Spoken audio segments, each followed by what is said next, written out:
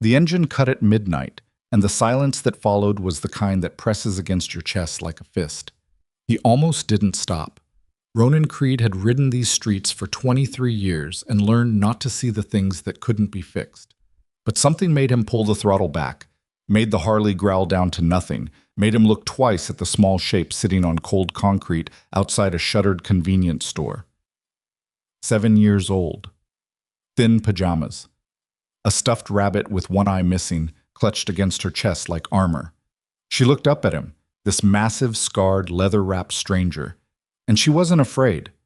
That should have been the first sign that something was deeply, terribly wrong. Before this story goes any further, if you've never been here before, hit subscribe right now. Every week, this channel brings you stories like this one, raw, cinematic, and built to stay with you long after the last word.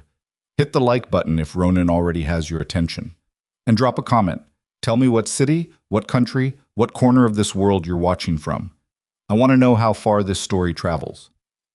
Now, let's go back to that sidewalk. The temperature had been dropping since 9 o'clock, the kind of cold that didn't announce itself but simply settled into everything, into concrete, into metal, into the spaces between a person's ribs where warmth used to live. Ronan Creed noticed it the way he noticed most things now, distantly, like a report from a country he no longer lived in. He was 45 years old. His face was a map of every bad decision, every firefight, every winter he'd survived without meaning to. The scar that ran from his left temple to the corner of his jaw was the one people always stared at first, though it wasn't the worst thing written on him. The worst things didn't show. He'd learned that about damage, the kind that truly breaks a person lives somewhere internal, somewhere dark and quiet, where no one thinks to look and no light ever finds its way in. He'd been riding back from Denny Keller's place, the old mechanic out on Route 9 who owed him $300 and had decided to pay it in bourbon and conversation instead. Ronan had taken the bourbon and left the conversation at the door. He wasn't in the mood for Denny's particular brand of reflection, which always circled back to women and regret. Two subjects Ronan had sealed off behind 7 years of deliberate silence. The Harley ran loud on the empty streets. It was the only thing he allowed to be loud anymore. He was doing 40 when he passed the convenience store on Mercer and Fifth, the one with the flickering lotto sign that had been broken for 2 winters, and the owner who locked up at 11 on the dot regardless of weather. He saw her in his peripheral vision first, a shape too small, too still, too wrong for midnight on a street like this. He passed her. He went 30 yards further. He stopped. There was no dramatic internal monologue about it. No noble reasoning. His hands just squeezed the brakes the way his body sometimes made decisions before his mind could catch up. The same reflex that had saved his life 3 times in 2 tours and cost him everything once. He sat on the idling bike for 4 seconds. He counted them, then killed the engine, swung his leg over the seat, and walked back. She was sitting on the concrete step with her knees pulled up to her chest, the stuffed rabbit pressed against them. Thin cotton pajamas, pale blue with small clouds, completely inappropriate for weather that was pushing toward the low 30s. No coat, no shoes, only socks, one of which had a small cartoon bear on the ankle, worn thin at the heel. Her hair was dark and unbrushed, and there were dried tear tracks on her cheeks, but she wasn't crying now. She was past crying. She was in that hollow place that comes after, where the body has exhausted every available alarm and simply waits. She looked up at him when he was about 10 feet away, and he stopped walking. He'd learned, from raising a dog, not a child, he had no children, that you don't approach small, frightened creatures head on. You stop. You let them look at you. You let them make the call. She looked at him for a long moment, his size, his leather cut, the patches on his vest, Iron Covenant MC, and below that, the smaller patch that said Sergeant at Arms, and below that, the one that said Nevada, the tattoos on his hands and neck, the scar. She took all of it in with the solemn, deliberate assessment of someone who had already learned to read danger signals and knew how to measure threat. Then she said, "Are you a motorcycle man?" "Yeah," he said. She nodded slightly. "I've never been on a motorcycle." "It's cold," he said. She looked down at her socks. "I know." He crouched down to her level, which put him closer to the ground but still made him feel enormous. All that leather and scar tissue folded into something that was trying, with genuine effort, to be small and safe. He put his wrists on his knees and didn't reach toward her. "Where do you live?" he asked. She pointed down the street, toward the apartment buildings on the corner. 14 Colton, she said. She said it the way children say addresses they've been made to memorize. By rote, without drama, a rehearsed safety measure. Someone had drilled it into her. He noticed that. He noticed a lot of things in those first 30 seconds. The kind of noticing that becomes automatic when you've spent enough time in places where details are the difference. "Okay," he said. "Is your mom home?" Something happened in her face then. Not quite a flinch. More like a signal going out that didn't come back. She looked at the rabbit in her arms and her small fingers tightened around it. "My daddy hurt my mommy," she said very quietly. "And she won't wake up." The cold air felt colder. Ronan didn't move. He didn't react with the visible shock that was moving through him because he understood, in the way he understood most terrible things, that his reaction was not what mattered here. What mattered was the child. And what she needed in this precise moment was not to watch a grown man fall apart. "Okay," he said again. His voice was level. It was the voice he'd learned to use in rooms where panic was already present and adding more would kill someone. "What's your name?" "Lily." "Lily, I'm Ronan." He held out one hand, not to shake, just to be seen, an offering of proof. "I'm going to call for help. Is it okay if we go back to your building together?" She looked at his hand, at his face, at the hand again. Then she reached out and took two of his fingers in her small ones and stood up. He called 911 from his cell as they walked. He kept his voice low and flat, gave the dispatcher the address Lily had recited, said there was an injured woman, said he had a child with him, said to send police and medical. The dispatcher asked his name, and he gave it. Asked if he was in danger, and he almost said something about the kind of danger this wasn't before he caught himself and simply said no. Lily held his fingers the entire walk. She didn't run. She didn't speak. She just walked beside him with the rabbit under her other arm and her socks making small sound on the pavement, and Ronan matched her pace step for step and kept his eyes moving on the street ahead because old habits do not die. They just find new applications. 14 Colton Street was a 5-story walk-up with a busted entry buzzer and a lobby that smelled of cigarette smoke and someone's dinner from 4 hours ago. The kind of building where the walls have absorbed too many arguments and hold on to them. The stairwell light on the 3rd floor was out. Lily navigated around it without comment, which told him she'd done it in the dark before. Apartment 3C. The door was unlocked. Not open, just unlocked. The handle turning without resistance. The door swinging inward with a slow creak into a darkness that carried the specific medicinal smell of something wrong. Ronan put his hand out instinctively, stopping Lily from moving forward. He stepped into the apartment first. She was on the kitchen floor. He processed the scene in the clinical, dissociated way that trauma response either teaches you or destroys you, and he'd been through enough of both to know which side he'd landed on. Woman, mid-30s, dark hair, lying on her side. Cut on her forehead, badly bruised around the eye and temple. One hand braced against the floor, as if she'd tried to get up and couldn't. Breathing. He could see the rise and fall of her chest, faint but present. No active bleeding severe enough to be immediately fatal. Pulse, when he pressed 2 fingers to her neck, weak but steady. "Mommy," Lily's voice from the doorway. "Stay there," Ronan said. "She's breathing. She's alive, Lily. The people coming to help, they're very good at this, okay? They're going to help her." He heard the child begin to cry. Really cry. Not the exhausted silence of before, but the raw, broken sound of relief hitting a 7-year-old's body all at once. And he stayed kneeling on the kitchen floor with his hand on the woman's shoulder, and he let Lily cry, and he did not tell her to stop. The paramedics arrived in 6 minutes. The police took 4 more. Ronan stepped back out of the way when the apartment filled with professionals, and he guided Lily to the couch in the living room and sat beside her. Not touching, just present, while the paramedics worked on her mother. He watched the officers take in the apartment and watched them take in him, and he read the calculation in their eyes with the ease of long practice. Big man, leather cut, club patches, no immediately obvious reason to be here. He could see them building the question before they asked it. "Sir." One of the officers, young, watchful. "You called this in?" "Yeah." Can you tell me what happened? He told them exactly what he knew, exactly how he'd found Lily, exactly what she'd said, and what he'd observed in the apartment. He told it once, plainly, without embellishment or editorializing, and let the facts sit in the air on their own. The officer looked at Lily on the couch, small and red-eyed, the rabbit pressed to her face. And your relationship to the family? None, Ronan said. You just stopped. She was 7 years old. It was 30 degrees. The officer wrote something down and said they'd need a formal statement, and Ronan said, of course. And the officer moved away to speak with the paramedics, and Ronan sat back down next to Lily. Is she going to be okay? Lily asked.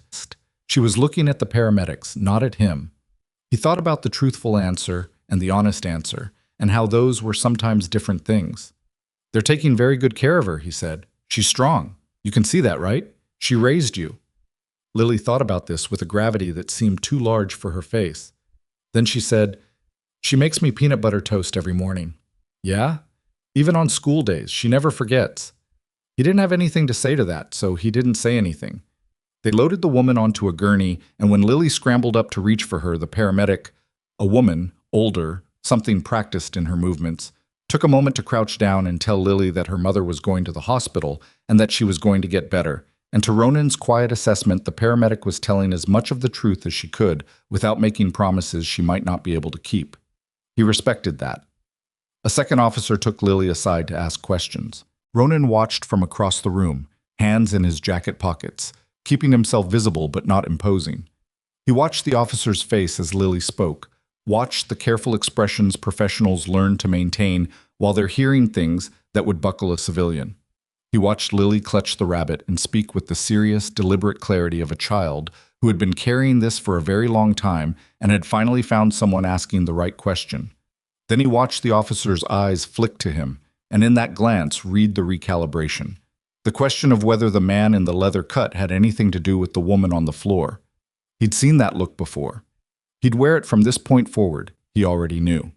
At the hospital, no one asked Ronan to leave. He wasn't sure if it was an oversight or a deliberate grace, but either way he stayed.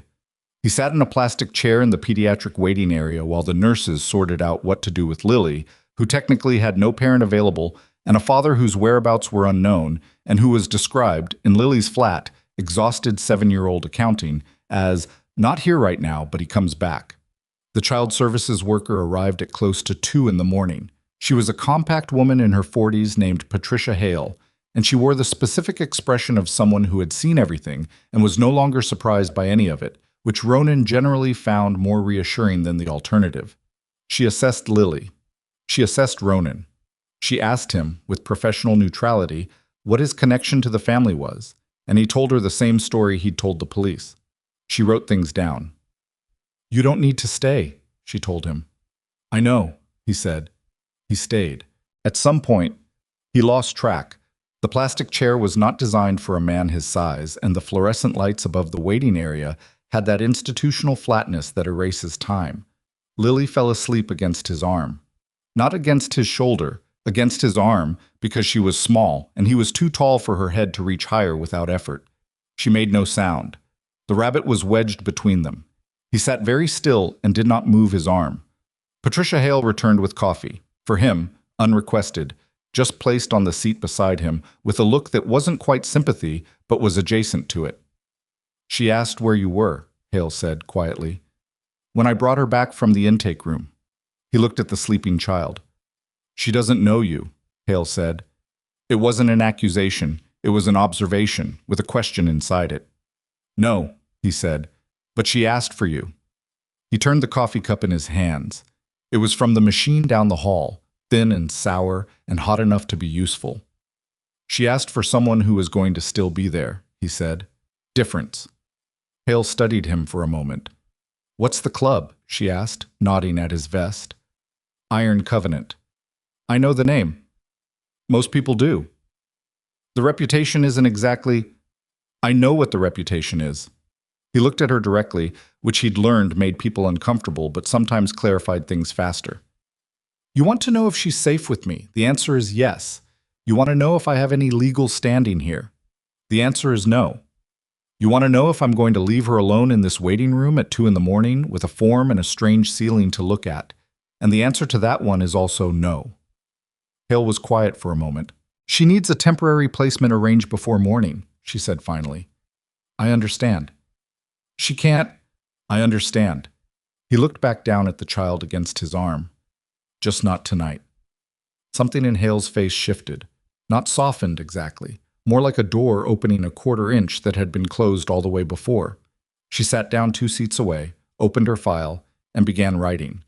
He sat with the coffee going cold in his hand and the child sleeping against his arm, and the particular weight of 2 in the morning settling over everything, and he thought, not for the first time and not for the last, about how strange it was that the world kept doing this, kept putting things in front of him that he had specifically stopped looking for. He'd spent 7 years building the kind of life that didn't require anything from him emotionally. Ride, work, don't connect. The creed wasn't written anywhere, but it ran as clean and clear as the throttle cable on his bike, and it had kept him upright, if not alive in any meaningful sense, for 7 winters. His wife's name had been Mara. He didn't think it often. He'd learned the discipline of not thinking it, the way you learn to breathe through pain, not by not feeling it, but by simply refusing to let the breath stop.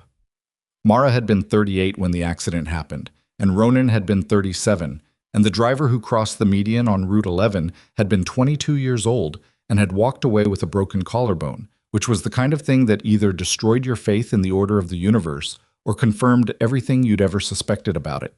He'd chosen the second interpretation. Easier, cleaner, easier to be angry than to be bereft. But the child sleeping against his arm had her mother's dark hair. He noticed that and immediately cataloged it as irrelevant and moved on. He was good at moving on. He'd had practice. The night folded around the waiting room. Somewhere deeper in the hospital, Lily's mother was being assessed and treated and kept alive by people who were very good at their jobs. Somewhere in the city, a man whose name Ronan didn't yet know had walked out of an apartment where he'd left his wife bleeding on the kitchen floor, and was currently wherever men like that went when they needed not to be found. Ronan turned the coffee cup in his hands and thought about that particular piece of the equation. He thought about it carefully, and with the discipline of someone who had learned at significant cost that there was a difference between justice and revenge, and that the difference mattered even when it was inconvenient. He thought about the kind of man who could do what had been done in that apartment and then simply leave. He thought about Lily's flat, memorized by necessity accounting. He comes back, and what those 3 words contained. He put the coffee cup down. He settled his arm slightly, taking care not to wake the child. Outside, the wind had picked up. He could hear it moving against the window glass, that low, pressing sound that winter makes when it's serious. The fluorescent light above him buzzed once, faintly. Patricia Hale turned a page in her file. The hospital breathed around them in its particular rhythm of machines and quiet footsteps and the controlled urgency of people keeping other people alive. Tomorrow there would be questions. There would be departments and forms and procedures, and a system that had its own logic and its own pace and its own definitions of what was safe and what wasn't. And most of it would look at the man in the leather cut and see exactly what his reputation had prepared them to see. He knew this. He'd been through the machinery of judgment before, had his name filed in association with the club's darker chapters, things that had been investigated and declined to prosecute and investigated again in the particular cycle that followed an organization like Iron Covenant through its history. He'd done his time in 2 wars, carried his discharge with the particular complicated pride of a man who served something he no longer entirely believed in, and had emerged the other side with a set of skills that didn't translate cleanly into civilian life, and a capacity for violence that he'd spent years learning to route through other channels. The world would see what it wanted to see.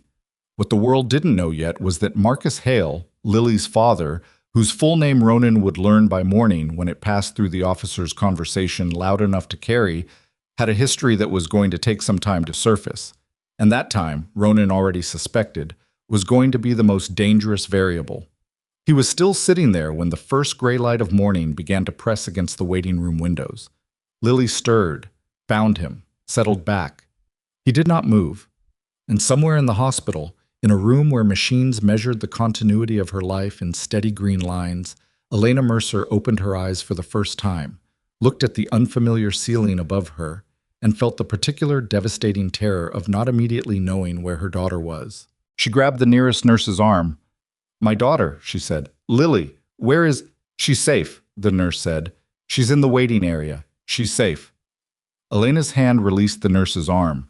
She closed her eyes. The machines recorded the change in her heart rate and said nothing about its meaning.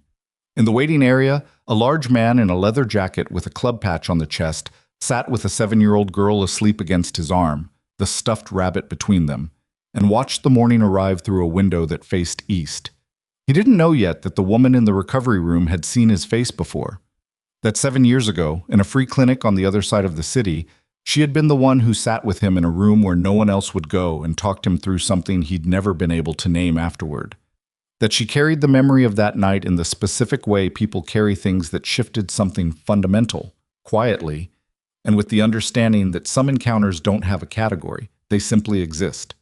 He didn't know yet that when she learned it was Ronan Creed who had found her daughter on a cold sidewalk and refused to leave, she was going to lie in her hospital bed and feel something she hadn't allowed herself to feel in a very long time. Not hope, exactly. Something quieter than that. Something that didn't have a name yet but was moving toward one. He didn't know yet that Marcus Hale was already on the phone with someone, already constructing a story, already deciding how to use Ronan Creed's past against him before the day was fully light. And he didn't know yet, wouldn't know for hours, that on his phone, buried under 3 missed calls from brothers in the club who'd seen the police report scan that morning, was a text from a number he didn't recognize. 5 words, no context. "Stay away from that family." The fluorescent light buzzed again. Lily slept. And Ronan Creed, who had ridden 40,000 miles trying to outrun a silence that lived inside him, sat completely still and felt, for the first time in 7 years, that he was exactly where he was supposed to be, which was, of course, the most dangerous feeling in the world. The text was still on his phone when Ronan walked out of the hospital at 7:14 in the morning. He stood on the sidewalk in the pale winter light and read it again. Stay away from that family. No signature. No context. The number was a prepaid. He could tell by the prefix, the kind you buy at a gas station and throw away when you're done with it. He'd used enough of them himself in years he didn't catalog out loud to recognize the pattern. He pocketed the phone and stood there for a moment with his breath making small clouds in the cold air, the hospital's automatic doors sliding open and closed behind him as staff moved in and out. Nobody looking at him twice, except to give him the wide berth that men his size and presentation generally received without asking for it. The morning smelled of exhaust and frost, and the particular staleness of a city that had been indoors all night. Patricia Hale had arranged for Lily to stay in a licensed short-term foster placement, a woman named Greta Sims, who lived 12 blocks from the hospital and had been on the emergency contact list for 7 years, and had, according to Hale's description, the energy of someone who had raised 6 children and was not intimidated by anything. Lily had gone quietly, the rabbit under her arm, after Ronan had crouched down and told her he'd be back to check on her. She'd looked at him with those 7-year-old eyes that had already seen too much and said simply, "Promise?" He'd said yes. He didn't make promises easily. He hadn't in a long time. He was aware, as the word left his mouth, of the weight it carried. Not the social currency weight of ordinary assurances, but the kind that costs something, the kind that changes the shape of your days going forward. His bike was parked where he'd left it the night before, outside 14 Colton. The walk back was 8 blocks through a morning that was trying to warm up and not quite managing it. He walked with his hands in his jacket pockets and his eyes moving the way they always moved, habit being the most persistent form of survival. The neighborhood was waking up around him. A bodega owner rolling up his gate, a woman walking a dog that wanted to investigate every single thing on the sidewalk, a group of school-age kids moving in the loose, loud formation of children who haven't yet learned to be afraid of their own noise. He reached the bike, stood beside it, looked up at the window of 14 Colton, 3rd floor, the one that faced the street. The blinds were closed. There was crime scene tape on the lobby door, which meant they'd processed it properly, which was what he'd wanted. He started the Harley. The engine turned over with the sound that had been the constant in his life for 23 years. The particular voice of a machine that didn't lie, didn't perform, didn't require anything from him except maintenance and honesty. He sat on it for a moment with the engine running and his hands on the grips and thought about the text message. and then he pulled out and rode. Iron Covenant's chapter house was on the industrial east side of the city, a converted auto shop that the club had owned outright for 11 years, bought clean with a combination of legitimate business income and a real estate deal that had required significant negotiation and a lawyer who asked very few questions. The building was gray cinder block with a steel roll-up door and a sign that said Covenant Automotive that wasn't entirely fictional. They did repairs, mostly for club members and associates, some walk-in work that kept the books defensible. There were 4 bikes in the lot when Ronan pulled in. He recognized all of them. The lights were on inside. He went in through the side door. The main room of the chapter house was low-ceilinged and permanently organized around a large central table that had been there since before Ronan's tenure and looked like it intended to outlast everyone's. There were chairs around it, mismatched, bearing the specific wear of men who sit in them hard and long. On the walls were photographs, a road map with pins in it, a whiteboard with figures and schedules written in 3 different hands. The smell was coffee, oil, cigarette smoke, and the particular masculine baseline of a room that had absorbed years of occupancy. 3 men were at the table when he walked in. Dex Harlow, the chapter president, was at the head.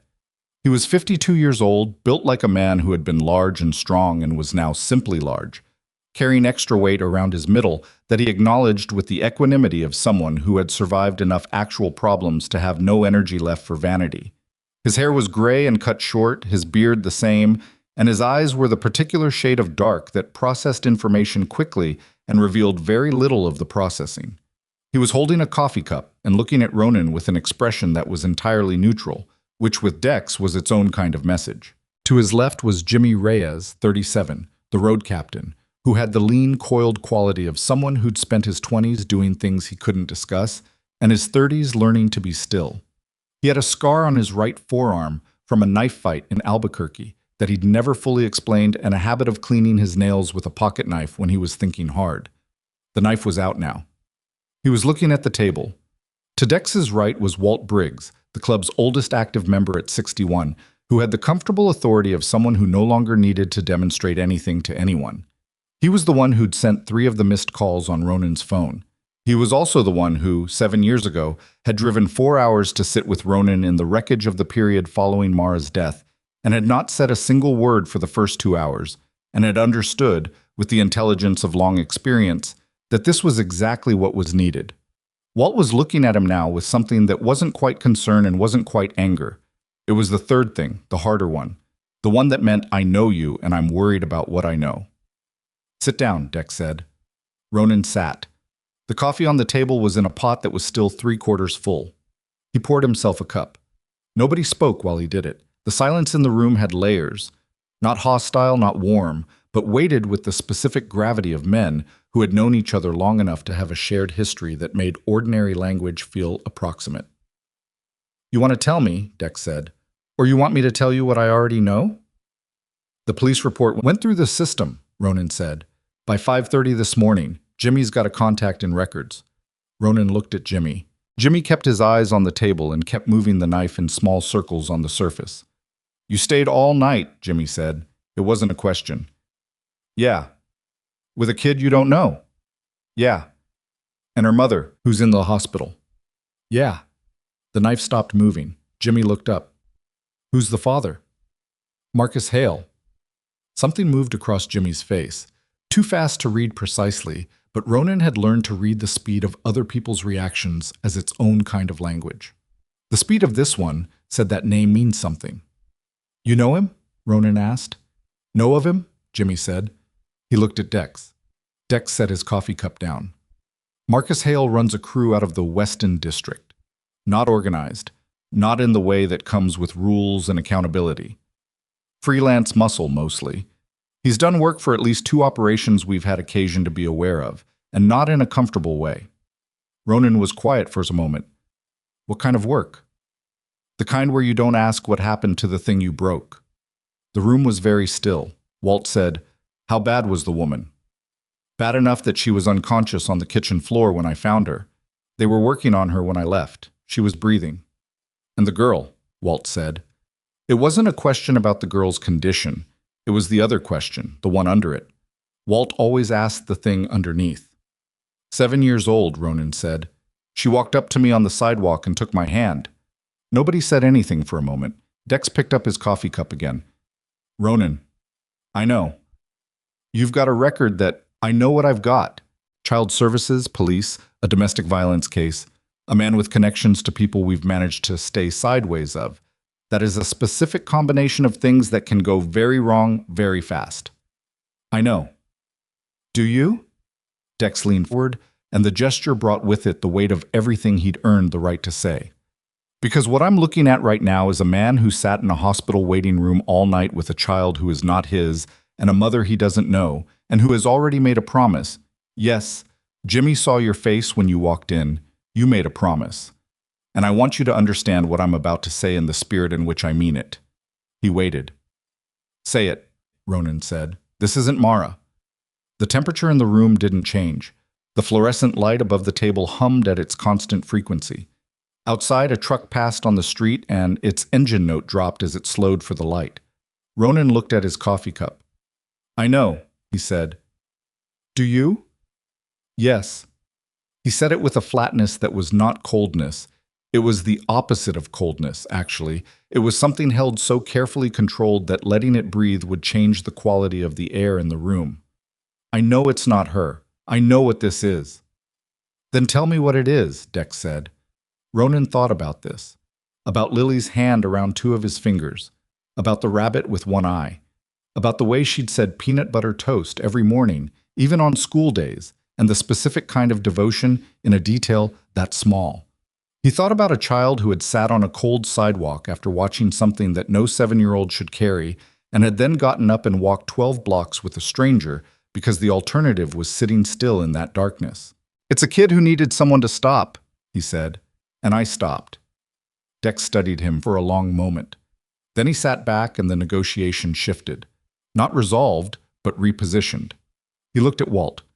Walt said, What do you need? I need to know everything there is to know about Marcus Hale, and I need to know who sent me this. He laid his phone on the table with the text message showing. Jimmy leaned over and read it. His jaw tightened. He didn't say anything.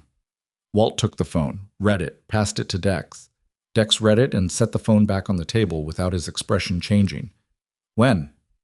This morning, while I was still at the hospital. So someone with access to the incident report, or someone already watching. Or both, Jimmy said. Ronan pulled the phone back. I want to know which. That'll take some time, Dex said. How much? 24 hours. Maybe less if Jimmy moves on it now. He looked at Jimmy. Jimmy pocketed the knife and stood, pulling out his own phone as he walked toward the back room. Dex turned back to Ronan. In the meantime, you go home. You sleep. You do not go back to that hospital or that foster placement until you've had 6 hours of sleep and you look like something a jury would be willing to consider. Ronan started to object. That's not a suggestion, Dex said. That's the condition under which this chapter does not formally vote on your involvement. You want room to move in this. You follow the rules we give you. The first one is you don't walk into whatever this is looking like you've been up for 30 hours. I have been up for 30 hours, which is why you're going home. Dex's voice had that quality of finality that had nothing to do with volume. The girl is placed. The mother is in care. Neither of them needs you in the next 6 hours. What they might need after that is a man who can stand upright and speak in complete sentences. Ronan looked at him, looked at Walt. Walt gave him the smallest nod, the kind that said, he's right, and you know it. He went home. His apartment was on the second floor of a building on Fenwick Street that he'd chosen specifically because the landlord didn't ask many questions, and the walls were thick enough that you couldn't hear the neighbors' arguments. It was sparsely furnished in the way that wasn't minimalism, but was rather the result of someone who'd never fully committed to the idea of permanent residence. A couch. A bed. A kitchen table with 2 chairs, one of which functioned as a repository for things he'd set down and not yet found homes for. Photographs on one wall, carefully chosen. No people, just landscapes, roads, a mountain range he'd ridden through once in Montana that had felt, briefly, like a reason. He took off the leather cut and hung it on the back of the door. He sat on the edge of the bed. He looked at the phone. There was a message from a number he recognized now, Patricia Hale, the child services worker. Lily is settled at the Sims placement. She asked if you'd be coming by. I told her I'd pass the message along. That's all I can do formally. P. Hale. He stared at the message for a moment. Then he put the phone face down on the nightstand, lay back on the bed without taking off his boots, and was asleep in 4 minutes. He dreamed about Mara, which he expected. He didn't always, but on days when the emotional barometric pressure changed significantly, she came back, not in the dramatic, cinematic way grief was often depicted, but in the mundane, devastating way of actual memory. In the dream, she was making coffee. That was all. Standing in the kitchen of the apartment they'd shared on Dover Street, wearing the oversized flannel shirt that had been his before it was hers, hair down, back to him, doing nothing more than making coffee while the morning came through the window. He stood in the doorway of the dream and watched her and understood, in the dream layer of comprehension that bypasses all his defenses, that the worst thing about grief was not the big moments. It was the small ones. It was coffee in the morning. It was the shirt. He woke at 2 in the afternoon. He lay still for a moment with the dream dispersing, letting his body catch up with being awake. Then he sat up, pulled off his boots, went to the bathroom, washed his face, and looked at himself in the mirror for longer than he usually permitted. The scar. The circles under his eyes. The gray coming through at his temples that hadn't been there 4 years ago. He looked like what he was, a man who'd spent several decades making himself difficult to damage, and had succeeded primarily in making himself difficult to know. He thought about Lily saying she makes me peanut butter toast every morning. He made himself actual food, eggs, toast, the kind of functional meal that existed to be consumed rather than enjoyed. And while he was eating, his phone rang. It was Jimmy. "Hale's got a lawyer," Jimmy said. "Retained him this morning. Guy named Colton Briere does criminal defense and family law, works out of offices on the west side, and he is not cheap. Hale retained him this morning, 6 hours after the incident, before the police have even issued a formal charge." "Yeah." Ronan chewed his toast and thought about this. "He's not running." "No," Jimmy said. "He's fighting." A pause. "And Briere's first move, this came through a contact at the family court clerk's office, is a motion to establish Hale's parental rights and contest the emergency placement. He's claiming the placement is inappropriate, citing a safety concern. The child services worker assessed the placement. He's not contesting the placement itself, he's contesting—" Jimmy stopped. There was a quality to the pause that Ronan had learned to read over years of brotherhood. It was the pause before the part of the information that was going to cost something. "He's citing you. By name. Ronan Creed, known associate of the Iron Covenant MC. He's claiming you have undue access to the child and that your presence constitutes a safety risk." The kitchen was very quiet. "He filed on me," Ronan said. Flat. Matter of fact. Letting the fact sit before he processed it. "Briere attached your priors, the 2017 investigation, which was dropped, and the 2019 incident, dropped, and your association with the club, with specific reference to the 2021 federal inquiry, which found nothing. Which is less important than the fact that it happened," Jimmy said. He said it with the bluntness of someone who respected Ronan too much to soften it. A man with a domestic violence case, with resources and a lawyer who knows how to frame a narrative, is pointing at the large man in the leather cut who spent the night alone with his daughter and saying, "Look at this. Look at who this is. That's the move." Ronan pushed his plate away. "What does Dex say?" "Dex says we stay out of the legal piece. That's your fight, personal. But he's got Walt making some calls." "What kind of calls?" "The kind where we start finding out what Marcus Hale actually is, versus what he's about to claim to be." Jimmy's voice had that quality it got when he was moving from information sharing to operational mode. Quieter, more precise.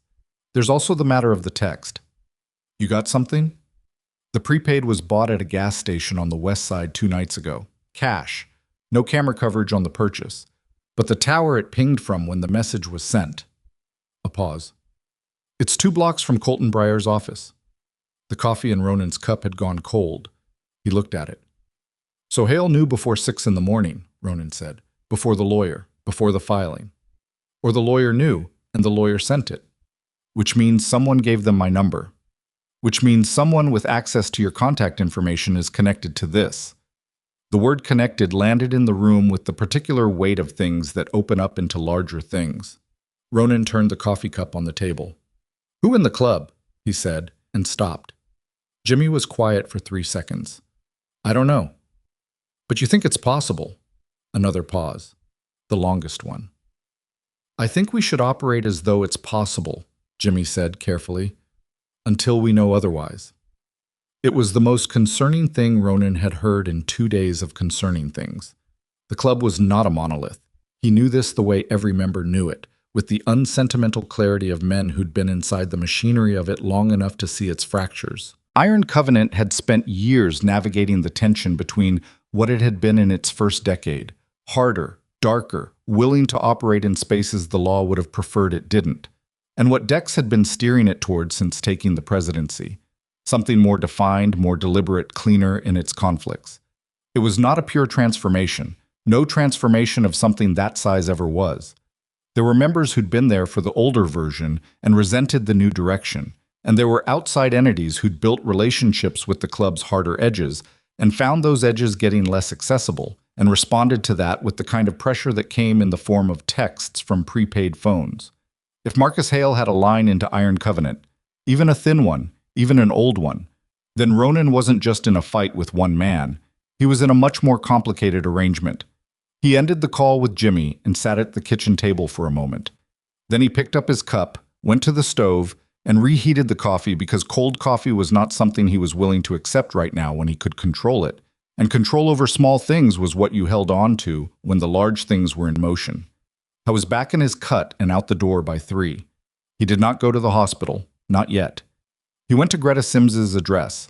He'd gotten it from Hale, not by asking formally, but by following the notation on Hale's paperwork that he'd memorized in the waiting room, because memorizing things was as automatic for him as breathing. He parked a block and a half away and walked. Greta Sims lived in a row house with window boxes that still had the remnants of summer flowers in them, dried and brown but tended looking, not abandoned. The stoop was swept. There was a wind chime on the porch that was performing quietly in the cold air. He stood on the sidewalk across the street and looked at the building and did not go up. After a moment, a curtain moved in the front window, a small face, dark hair, the one-eyed rabbit visible at the edge of the curtain. Lily had been watching the street. She saw him. He could tell by the way the curtain stilled. He raised one hand, not a wave, just an acknowledgement, a confirmation. "I'm here. I said I'd come back. I came back." He held it for 3 seconds, then put his hand down and turned and walked back to his bike. The promise, at least, was kept. He rode to the hospital next. Elena Mercer had been moved from the acute care ward to a recovery room on the 4th floor, which meant she was stable enough to be visited, which meant the situation had shifted from survival into the next phase of questions. He went to the nurse's station and gave his name and asked if she was awake and accepting visitors, and the nurse, young, tired at the end of a long shift, looked at him with the assessment that he'd grown accustomed to and then checked her screen. "She's awake," the nurse said. She hesitated. "Can I ask your relationship to the patient?" "She doesn't know me," Ronan said. "I found her daughter." The nurse processed this for a moment. Then she said, "Room 412. She knows someone's coming." The social worker called ahead. 5 minutes. He walked down the corridor to 412 and knocked on the open door. Elena Mercer was propped up against the hospital bed's adjusted angle, a bruise spread across the left side of her face in the deep, evolving colors of something that had been vicious 2 days ago and was now making its full damage visible. Her left eye was partially swollen. There was a butterfly closure on the cut at her temple. She was thin in the way that wasn't chosen, and her hands on the blanket were very still, the particular stillness of someone who had spent time in a body that was used as a weapon against her and had learned to make herself small inside it. She looked at him when he appeared in the doorway. She looked at him for a long time. Something happened in her face that he couldn't immediately classify. Not fear, not the assessment he'd expected, not the defensive withdrawal of a woman who'd been hurt and was looking at a large man in a leather jacket. It was something else, something that involved recognition and recognition's complicated aftermath, and a specific quality of being unsettled that was not about threat. "You're Ronan Creed," she said. He stopped moving. "Yeah." "You found Lily?" "Yeah." She closed her eyes for a moment. Her hands on the blanket tightened. When she opened them again, there was something in her expression that had resolved, not into peace, but into a kind of determined clarity. She's okay? She's at a good placement. She's safe. She had the rabbit with her. Something crossed her face at the rabbit detail. A micro-expression, grief and love compressed together. She swallowed. I need to ask you something, she said, and I need you to tell me the truth. Okay. Do you remember a free clinic on Baxter Street about 7 years ago? The air in the room changed. He looked at her. Really looked at her. Past the bruising, past the hospital context, back into a different frame, a different night, a room with flickering overhead lighting and folding chairs, and the specific smell of institutional cleaning products and old coffee. A night when he had been 37 years old and 6 weeks out from the worst thing that had ever happened to him. And he had ended up in a place he didn't entirely remember driving to, and there had been a woman there. A woman with dark hair and the kind of steady, unassuming presence that didn't announce itself but simply existed, like a constant in an equation that had otherwise lost all its stable values. I remember, he said. Elena Mercer looked at him with those eyes that had already survived more than they should have had to, and said, very quietly, You told me that night that you didn't know how to be someone people could count on anymore, that you'd forgotten how. He said nothing. I told you, she said, that you'd remember, when it mattered enough. The hospital room was very quiet, and then his phone buzzed. He pulled it out. It was Jimmy, a single line of text. Hale's lawyer filed the motion. Family court hearing scheduled for 72 hours. Ronan, he's listed you as a co-respondent. They're arguing you're a threat to the child's welfare and seeking a formal no-contact order. He read it twice. Then he put the phone back in his pocket and looked at Elena Mercer, who was watching his face with the particular attention of someone who had learned to read the information that other people tried not to show. What is it? She said. He thought about whether to tell her, about the calculus of protection versus honesty, and which one she needed more right now, and which one she had the right to. He thought about a night 7 years ago, a woman who had sat with him in a room nobody else would enter, and told him the truth when a lie would have been easier. He sat down in the chair beside her bed, and he told her everything.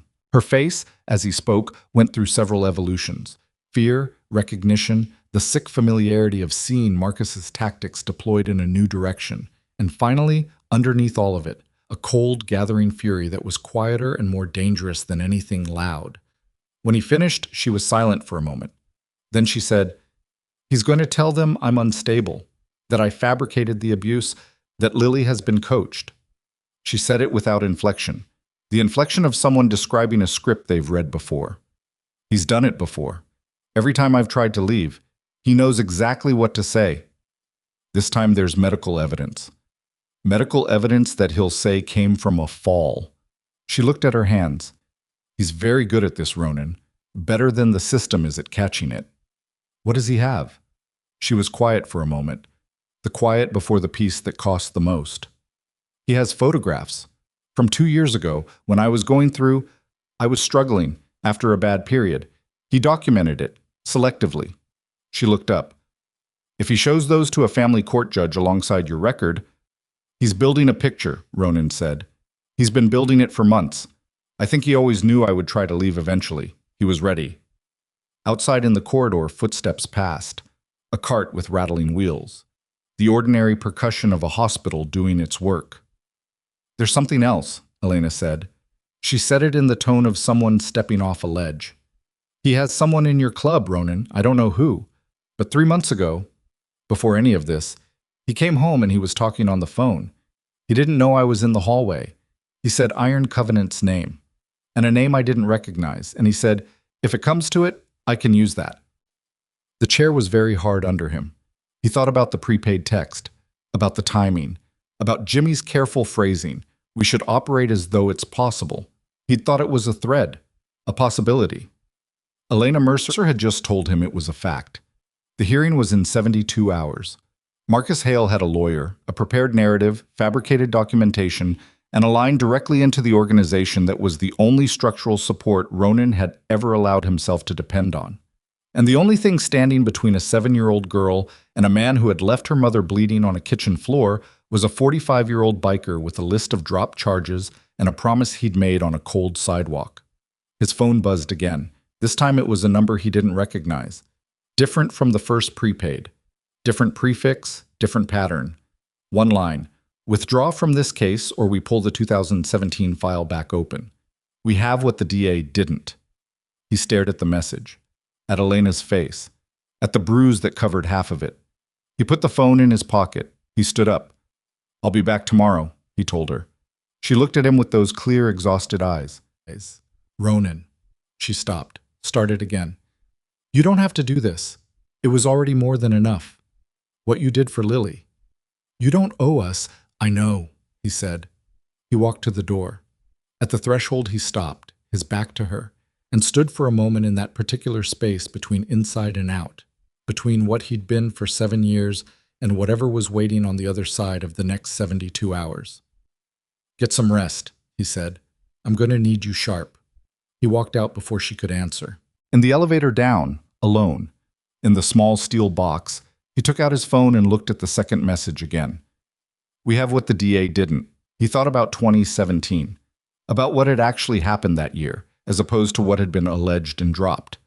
He thought about the specific surgical quality of that threat, the way it demonstrated not just knowledge of his record, but knowledge of the gap between the record and the reality. That kind of knowledge didn't come from public filings. That came from inside. The elevator opened. He walked across the hospital lobby and through the automatic doors into the cold afternoon air and stood on the sidewalk where everything still smelled of frost and exhaust.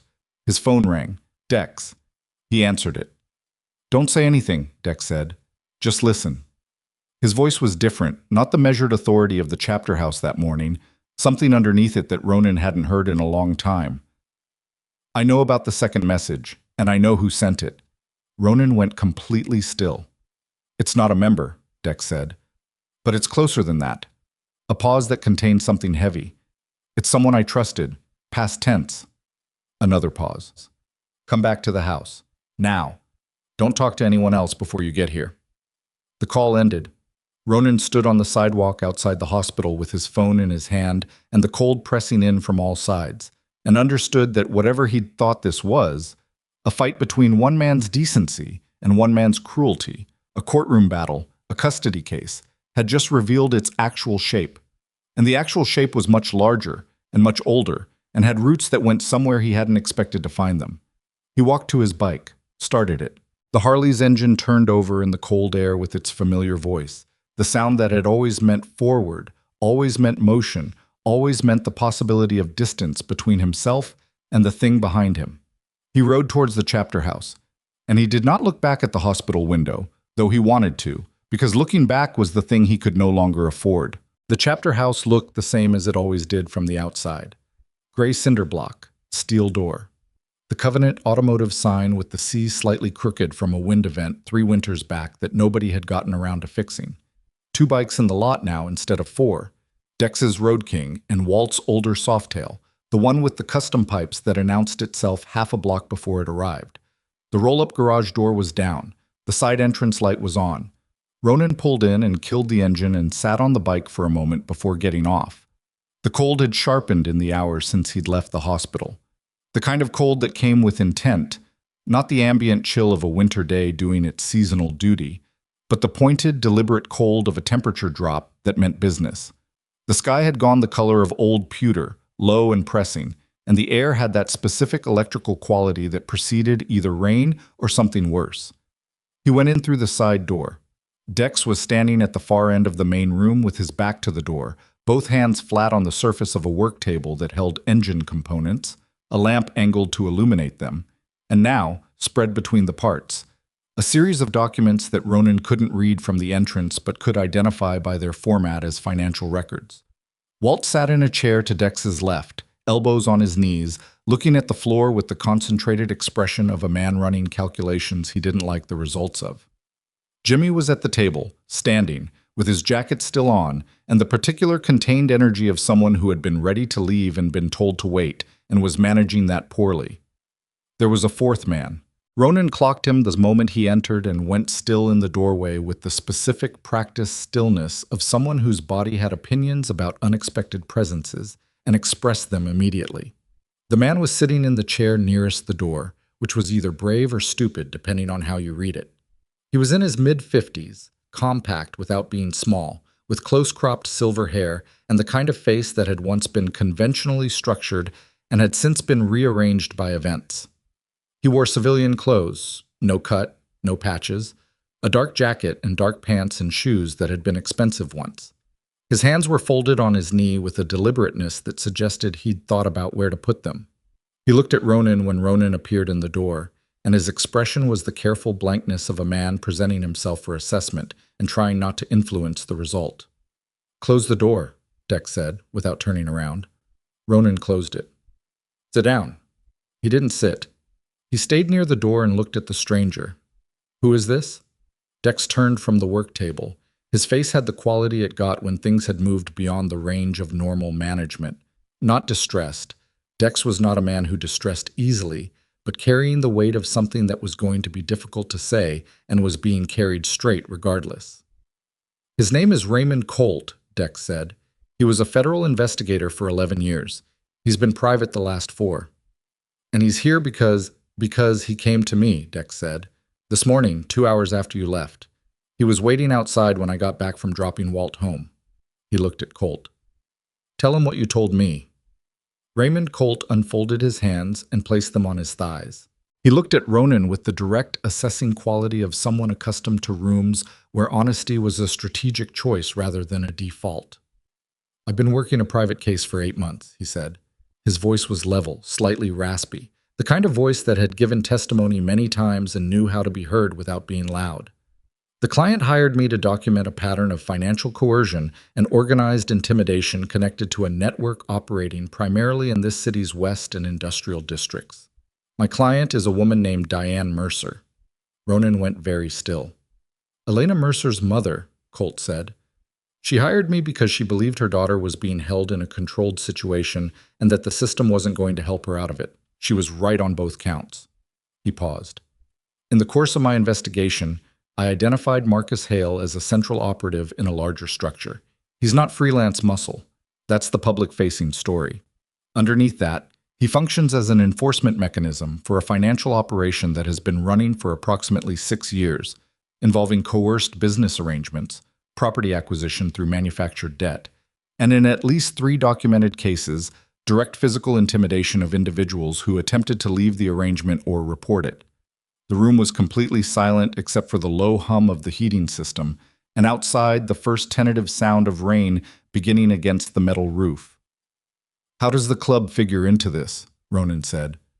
It wasn't a question. It was a door he was opening, and he knew from the temperature of the room what was on the other side. Dex picked up one of the documents from the work table and held it without offering it across the room. 6 years ago, he said, before I was president, when Garrett Mills was still running this chapter, there were arrangements made with an investment group that was facilitating property purchases on the east side. Club money went in as silent capital. Mills represented it as a legitimate real estate play, and at the time, with what we knew, it looked like one. He set the document back down. What it actually was a mechanism for washing money coming through Hale's operation. The properties were the laundering vehicle. Club funds were the legitimacy layer, Jimmy said, from the table, not looking up. "We were used." "Mills knew," Dex said. "I didn't. Most of the chapter didn't." He said it without defensiveness, which was how Ronan knew the shame was real. It had moved past needing to defend itself. "When I found out, 2 years in, I shut the arrangements down and removed Mills from the chapter. What I didn't know, what none of us knew until Colt walked through that door this morning, was that Hale kept records. Documentation of the club's participation, real and implied. Enough to construct a narrative of willing partnership that would be very difficult to rebut in a federal context." Ronan looked at Colt. "He's been holding it." "As insurance," Colt confirmed. "Against exactly this kind of situation, where his operation comes under threat of exposure and he needs leverage to manage the response. The moment you put yourself into that apartment, into that hospital, into a visible position relative to his wife and daughter, he activated the leverage." Colt's eyes were steady. He's not just trying to neutralize you in family court. He's trying to use your involvement to destabilize the club's position broadly, to make you choose between protecting yourselves and protecting that family. He's betting you choose yourselves. Walt made a sound, low and involuntary, from his chair. Not a word. Just the sound of something landing. Ronan stood with his back against the door and felt the structure of the situation assembling itself around him with the cold logic of a mechanism clicking into place. He thought about the text messages, the timing. The lawyer retained within 6 hours. The family court motion filed with his name on it. Every move had been preloaded, waiting for a trigger. He'd been the trigger. The moment he stopped on that sidewalk and picked up the phone and called 911, he'd armed something that had been sitting ready for months. The person in the club, Ronan said. The line Hale had in. Dex's jaw tightened. Mills, Ronan said. Mills is gone from the chapter, but he still has contacts here, men who were loyal to his approach. Dex stopped. This was the part that cost him something visible. Danny Rowe. Jimmy put both hands flat on the table. He didn't say anything. Danny Rowe was 29 years old. He'd patched in 3 years ago under Dex's own sponsorship, a fact that Ronan understood now was functioning inside Dex like a splinter, invisible, constant, and working its way towards something vital. Danny was quiet, capable, good with engines, dependable on runs. He'd been the one who made coffee at the chapter house most mornings, and was always the last to leave, and had that quality of self-effacement that Ronan had read as humility and had apparently misread entirely. He gave them your number, Dex said. And more than that, he gave Hale's lawyer the internal accounts from 2017. The documentation of what happened that year. The incident the DA declined to prosecute. He gave them the full version, not the public record, the internal version. The 2017 incident. Ronan thought about it now, in this room, which was the first time he'd allowed himself to think about it in its full form in quite a while. A man had hurt a woman in Ronan's vicinity, and Ronan had responded in a way that was entirely disproportionate to the formal requirements of the situation and had put the man in a hospital for 6 days. The DA had declined to prosecute because the woman had refused to give a statement, and the man had declined to press charges, for reasons that were entirely pragmatic on both sides, and because the investigator assigned to the case had taken one look at the full context and decided that the prosecution math didn't work. But the internal version, the version that the club had documented for its own records, with Ronan's own account of what he'd done and why, written in the plain language of someone not constructing a legal defense, but simply telling the chapter what had happened, that version was considerably more specific and considerably more usable. He'll take it into family court, Ronan said. And potentially further, Colt said, depending on how the family court motion goes. If he can get a no-contact order established, that becomes part of a pattern record that can be used in subsequent proceedings. He's building a file on you, on the club. He wants 2 things simultaneously: full custody of his daughter, which is about control, not love, I want to be clear about that, and enough leverage over Iron Covenant to ensure no one ever looks too hard at his operation. He wants us neutered, Jimmy said. He wants you compliant, Colt said, which is the more dangerous version. The rain on the roof was heavier now. Ronan could hear it coming in waves, pushed by wind, a winter rain with real weight behind it. Through the small high window on the east wall, the light outside had gone completely gray. He pushed off the door and walked to the work table and looked at the documents spread there. Financial records, transaction logs, what appeared to be property deeds annotated in 2 different handwriting systems, and a folder whose cover bore a case number he didn't recognize. "What's in this?" he said. Colt said, "Everything I have. 8 months of documentation. Enough to build a federal case against Hale's operation, but not enough on its own to hold. I'm missing 3 pieces. The direct financial connection between Hale and the network's central account, the identity of the network's coordinator, who is not Hale, Hale's a layer, not the top, and witness testimony from someone inside the affected circle." He paused. Elena Mercer is one of the only people alive who has seen both sides of what Marcus Hale is. She was present for conversations. She has information she may not even know she has. "She's in a hospital bed," Ronan said. "I know. With a fractured orbital socket and contusions over 30% of her visible surface. I know that too. And you're talking about using her as a case witness. I'm talking, Colt said carefully, about giving her the choice, which she has not, until now, had. Ronan looked at him. Colt met the look without flinching, which told Ronan something about what kind of man he was. Not comfortable. There was nothing comfortable about this room or this conversation, but settled inside his own position. I came to you, Colt said, because Diane Mercer trusts you. She doesn't know you. She knows what you did. What you did for her granddaughter.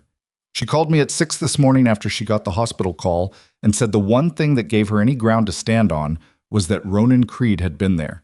And she said if there was any man in this city who might be willing to fight this the right way, it was the man who stopped on a cold sidewalk when everyone else drove past.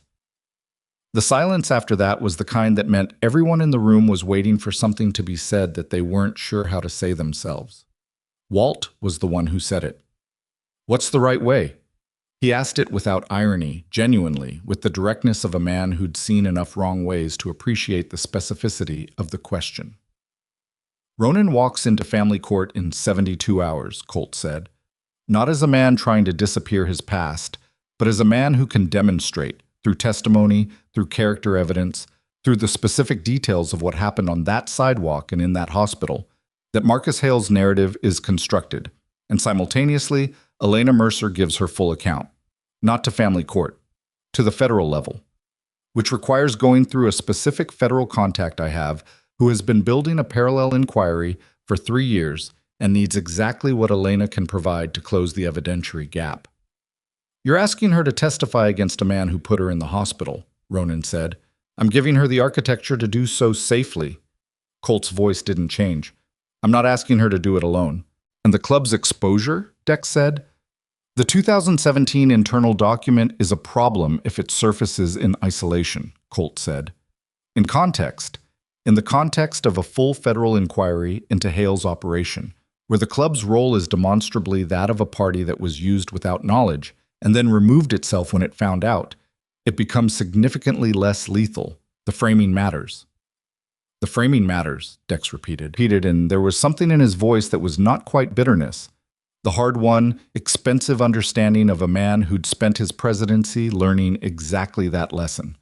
Ronan picked up the folder with the case number on it and held it. He didn't open it. He just felt its weight. Danny Rowe, he said. We'll handle Danny, Dex said. What does that mean? It means he'll be removed from the chapter and removed from any contact with club business effective tonight. It means whatever he's already given Hale's lawyer is given, but nothing further moves. Dex's voice was flat and final and very tired. It means a man I sponsored and vouched for turned out to be something I didn't see, and I'll carry that. It also means, Jimmy said, still not looking up, that Hale knows we know, which changes his timeline. This landed in the room and sat there. If Hale had been using Danny as a real-time information conduit, then the moment Danny went dark, Hale would understand that his access point had been compromised, which would accelerate whatever he had planned. The 72 hours before the family court hearing had just become more compressed and more dangerous. Where's Danny now? Ronan said. He was here this morning, Jimmy said. Left around noon, not picking up his phone. He's going to run. Maybe. Or he's going to go to Hale directly. Ronan set the folder back down. And tell him everything that just happened in this room. The silence that followed was absolute, because Colt had come to the chapter house, with 8 months of documentation, with a case file, with the names of the specific pieces he was missing. And if Danny was still in contact with Hale's operation and he found out about this conversation, found out about Colt, about the federal angle, about Elena as a potential witness, then Elena Mercer's safety in that hospital room changed completely. Ronan was already moving toward the door. Ronan, Dex's voice sharp. She's not protected, Ronan said. If Hale figures out what Colt brought us, we don't know that, Danny. We don't know that he didn't. Ronan turned at the door. You said it yourself. We have to operate as though it's possible. Those were Jimmy's words this morning, and they're still true. Dex looked at him for a long moment. The rain hammered the roof. You cannot walk into that hospital and position yourself as a protector on record 12 hours before a family court motion that lists you as a safety threat. You understand that? Every move you make right now is being watched and can be framed. Then I'll be careful about what moves I make. He turned the door handle. Take Jimmy, Dex said. Jimmy was already standing, jacket on, keys in hand. They went out into the rain. The ride to the hospital was 11 minutes in conditions that should have required 15. Ronan ran it on the edge of what the wet road would tolerate, the Harley's front wheel pulling on the slick asphalt through every turn, Jimmy's headlight a fixed point in his mirror. The rain came in cold and direct and found every gap in his jacket at speed, and he let it. Physical discomfort was information, and information was useful, and useful things kept him from going somewhere internal that would cost him reaction time. He kept thinking about the moment Colt had said, the identity of the network's coordinator, who is not Hale. Hale's a layer, not the top. He'd moved past it in the room because other pieces were pressing, but it kept surfacing. If Hale was operational, enforcement, intimidation, the man in the field, then there was someone above him who designed the field. Someone with enough structure and enough patience to run a 6-year operation and maintain a leverage file and wait for exactly the right moment to deploy it. That person's identity mattered, and that person, whoever they were, almost certainly knew by now that a biker named Ronan Creed had become a variable they hadn't planned for. He pulled into the hospital parking structure and killed the engine. Jimmy pulled in beside him, cut his lights, sat for a moment on the bike. The rain was loud on the concrete above them, a constant pressure. "If Danny's already contacted them," Jimmy said. "I know. They might not move on her directly, too visible. I know that too. But if she's isolated and they have a conduit to hospital staff, Jimmy?" He looked at him. "I know what the risk is. That's why we're here." Jimmy nodded. That was enough. They went in through the emergency entrance, which was busier and less monitored than the main entrance at this hour, and took the stairs rather than the elevator. Ronan had been in the building enough times in the last 18 hours that the layout was familiar. 4th floor, East Corridor, 412. The corridor outside Elena's room was quiet. A nurse at the station 40 feet away was completing paperwork and didn't look up when they came off the stairwell. The door to 412 was pulled mostly closed. The light inside was on, the reading lamp, not the overhead, which meant she was awake. He knocked. "Come in." He went in. Jimmy stayed at the door, visible from the corridor, positioned in the way that was protective without announcing itself as such. The practiced geometry of men who'd kept watch in worse places. Elena was sitting up. She'd pushed the hospital bed tray aside and she had a phone in her hand. Not her own, which was presumably still at the apartment or in evidence, but a basic handset that had probably been given to her by the nurse's station or brought by a visitor. She looked at Ronan when he came in, and then at the doorway where Jimmy's shoulder was visible, and her expression didn't show fear, which told him she was either very brave or she'd used up her available fear already. He suspected both. "What happened?" she said. Not a question. The read of a woman who'd spent years learning to read shifts in atmosphere. He closed the door behind him and came to the chair beside her bed and sat. He told her about Colt in 4 sentences. About the network, about the leverage file, about the federal case and 2 more. Her face as he spoke did the thing it had done before. Not collapse, not dissolve, but rearrange. The way someone's face rearranges when they're being told the thing they already suspected and finding out they were right is somehow worse than having been wrong. "He's bigger than I knew," she said when Ronan finished. "Hale." "No." Her voice had a quality he hadn't heard in it before. Flat, exhausted. "The whole thing. I knew he was connected to something. I just thought it was the kind of connected you could eventually get out from under if you were careful enough, if you were patient enough." She looked at her hands. "I was being patient." "I know." "Lily." She said it like a splinter being pressed on. "If they decide she's a liability to the case, she's in a licensed placement with a woman who has run placements for 7 years and will not open that door to anyone who isn't Patricia Hale or law enforcement with a badge I can verify." He said it with the certainty he had, which was not complete certainty, which was the best any honest person could offer. "I stood outside that house this afternoon. I checked the locks, the street angles, the exit routes." She stared at him. "You stood outside." "I made a promise." She was quiet for a moment. Something moved through her expression that was complicated and private and then resolved into something simpler and more direct. "The investigator, Colt. He wants me to give testimony." To a federal contact he has, not family court, not public record, not yet. Not yet. That's his word. I can't verify his timeline. I can verify that what he brought to the chapter house tonight is either the real architecture of a case that's been building for 8 months, or it's the most elaborate false approach I've ever seen in my life. And I've seen some elaborate ones. He looked at her directly. My read is that it's real, but you're the one who has to decide.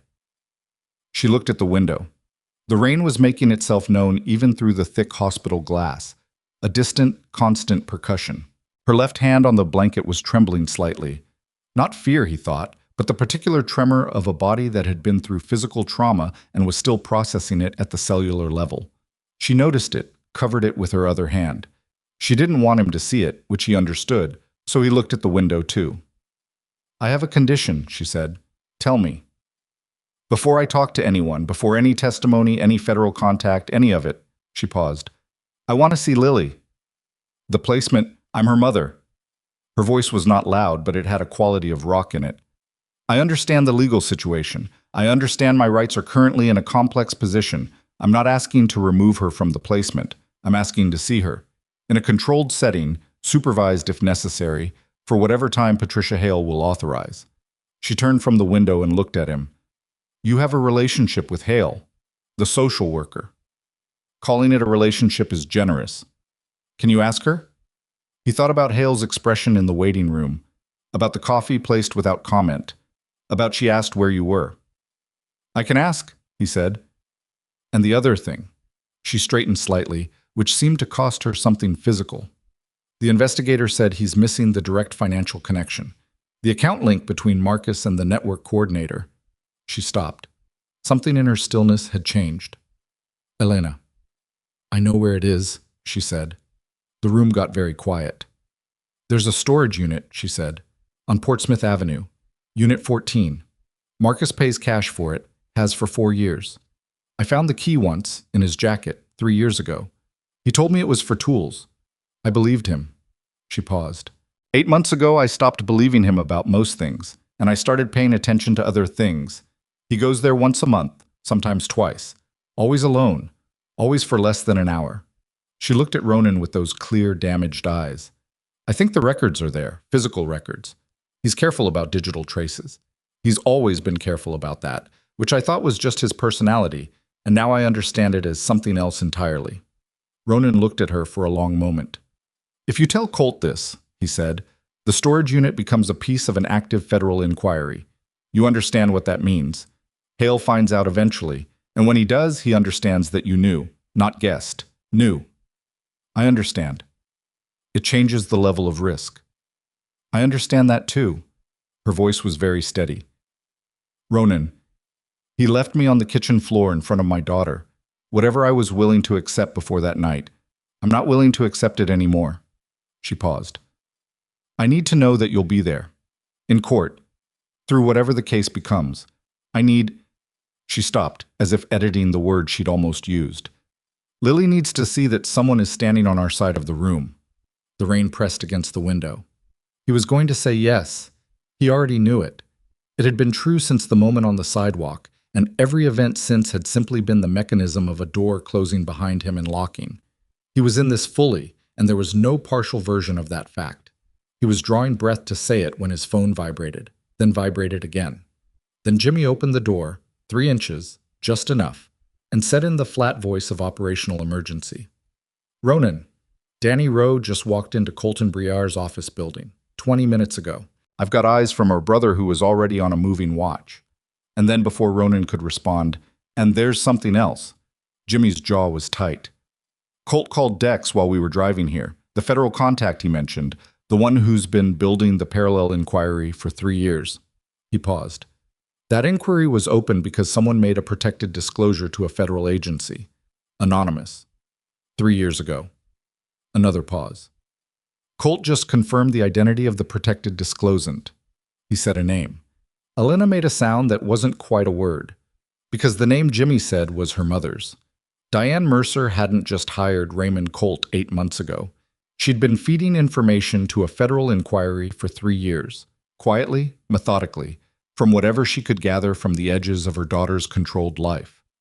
She had been the invisible architecture of a case that was now the only thing standing between Marcus Hale and complete operational immunity. And Marcus Hale, through whatever channel had just opened in the last 20 minutes, through Danny Rowe sitting in Colton Briere's office, was now moving toward a piece of information that Ronan felt in his chest like the click of a gun being cocked. If Hale found out about Diane Mercer, he wouldn't need to move against Elena in a hospital room. He'd move against the source. Ronan stood. "Where is she?" he said to Elena. "Your mother, right now. Where does she live?" Elena's face had gone the color of the window light. "Ronan, where does she live?"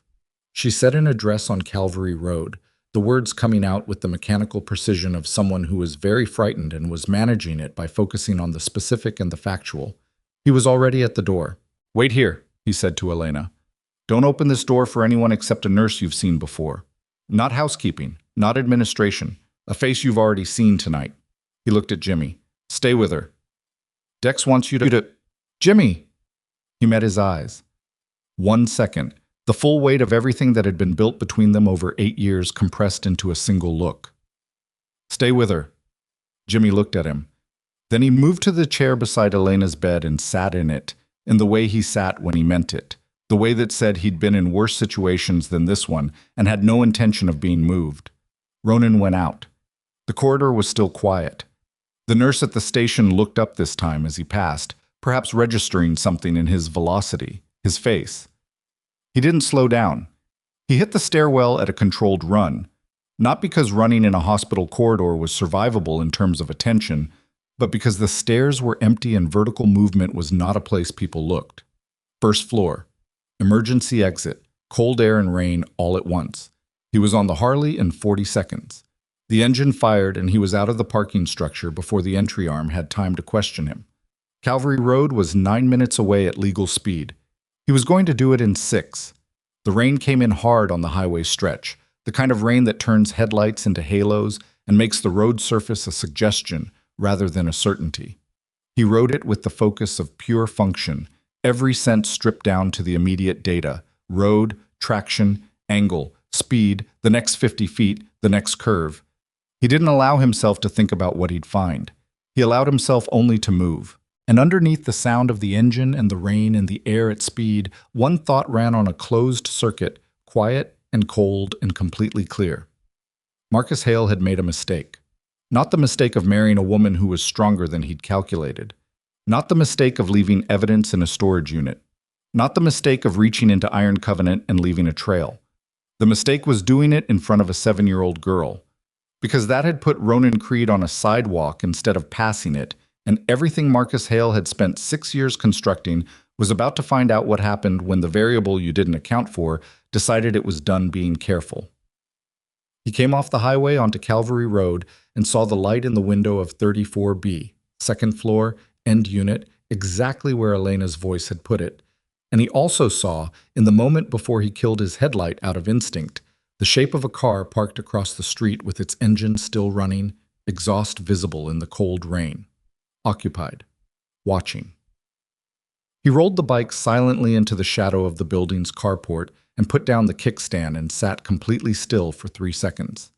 Then he got off the bike and moved through the rain in the dark toward the building entrance, and his mind was doing the thing it did when the stakes reached a certain threshold, going completely, surgically quiet, every unnecessary process shutting down, everything narrowing to the space between now and the next 30 seconds. The front door of 34B was unlocked. That was wrong. He went in. The stairwell smelled of old carpet and cooking and the specific residential density of a building full of people living close together. Second floor. End unit. The door to the apartment was slightly open, not broken, not forced, just the particular open of a door that had been pushed and hadn't latched properly on the way in. He pushed it the rest of the way. The living room light was on. The apartment was small and precisely kept, the kind of order that comes from someone who controls what they can because other things are outside their control. Books on a shelf, arranged by size, photographs on a side table, a reading chair with a throw blanket folded over its arm. The throw blanket was on the floor, and Diane Mercer, who was 61 years old and had spent 3 years quietly dismantling her son-in-law's empire one document at a time, was sitting on the floor beside the chair with her back against it and her hand pressed to the side of her head, and she was conscious, which was the first thing he checked, and she was looking at him with the eyes of a woman who had been waiting for things to go wrong and had found it disorienting that when they finally did, someone came. "He sent someone," she said. Her voice was steady. 40 minutes ago, young man, polite, which was the most frightening thing about him. "Are you hurt?" He pushed me. I hit the chair. She moved her hand slightly from her head. A bruise forming, no laceration. He took my laptop and a folder I kept in the kitchen drawer. She looked at Ronan with a clarity that was almost unsettling given what had just happened to her. "But he didn't find the other one." "The other one?" "Raymond told me," she said, "a month ago to keep a physical duplicate. Somewhere a person wouldn't look in 40 minutes. She paused. "I put it in the freezer, behind the ice cube trays." She looked at him with those eyes. Elena's eyes, he realized now, the specific quality of them, that clear-through look. He got the copy. The real one is still here. Ronan crossed the room in 4 steps, went to the kitchen, opened the freezer, moved the ice cube trays. A folder, sealed in a Ziploc bag against condensation. He took it out, held it, felt its weight.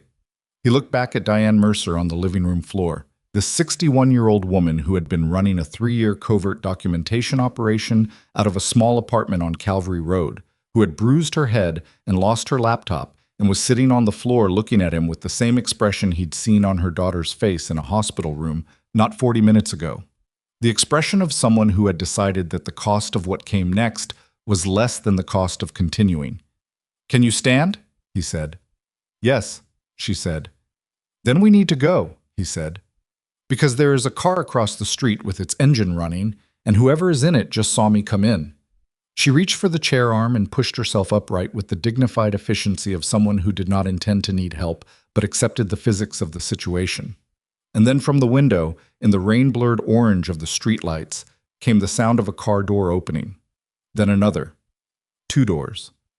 Ronan put the folder inside his jacket, against his body, and looked at Diane Mercer and said, very quietly, "Stay behind me and do exactly what I say, exactly when I say it." She looked at him the way her daughter had looked at him. "Okay," she said, and the footsteps on the stairwell began. The footsteps on the stairwell were unhurried.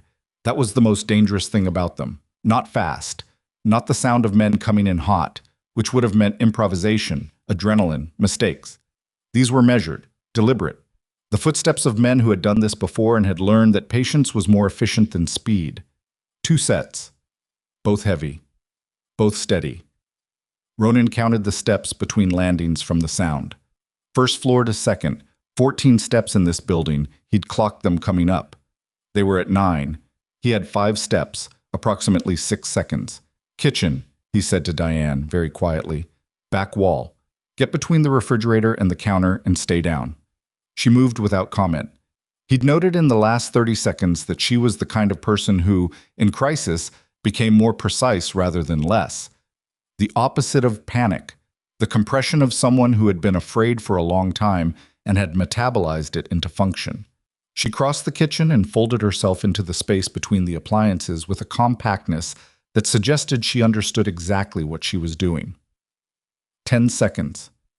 Ronan put his back against the wall beside the door, on the hinge side, the side that would be behind the door when it opened, putting whoever came through between himself and the room rather than himself in their immediate sightline. He felt the folder inside his jacket against his ribs. He put his right hand flat against the wall and his left hand loose at his side. He was not armed. He'd left the house piece at his apartment that morning because he was going to a hospital. He cataloged this fact without editorializing and moved on. The men on the stairs might or might not be, based on what had happened to Diane 40 minutes ago. A push, a grab, a laptop taken. They were working in a mode that was intimidation rather than termination, which meant they were here for the folder, which meant whoever sent them had figured out that the first man had gotten a copy rather than the original. They wanted the original, which was currently inside Ronan's jacket, which meant they needed him functional enough to be searched. The door opened. The first man came through fast-checking left, away from the hinge, the natural sight line, and Ronan was already moving. He got his left forearm across the man's throat from behind, used his body weight to drive them both forward into the room, and felt the man's hands come up immediately in the response of someone with training. Not random muscle. Trained. He tightened the forearm, took the man's weight as he tried to pivot, kept driving forward until they hit the far wall, and the impact knocked the air out of both of them, and the man's resistance dropped by 60% in the 2 seconds it took to happen. The second man was through the door. He was bigger than the first, broader, slower, which made him dangerous in a different way. He didn't reach for anything visible, which either meant unarmed or smart enough to know a close-quarters draw in a tight space was a liability. He came at Ronan directly, which told Ronan he was the primary and the first man had been the entry.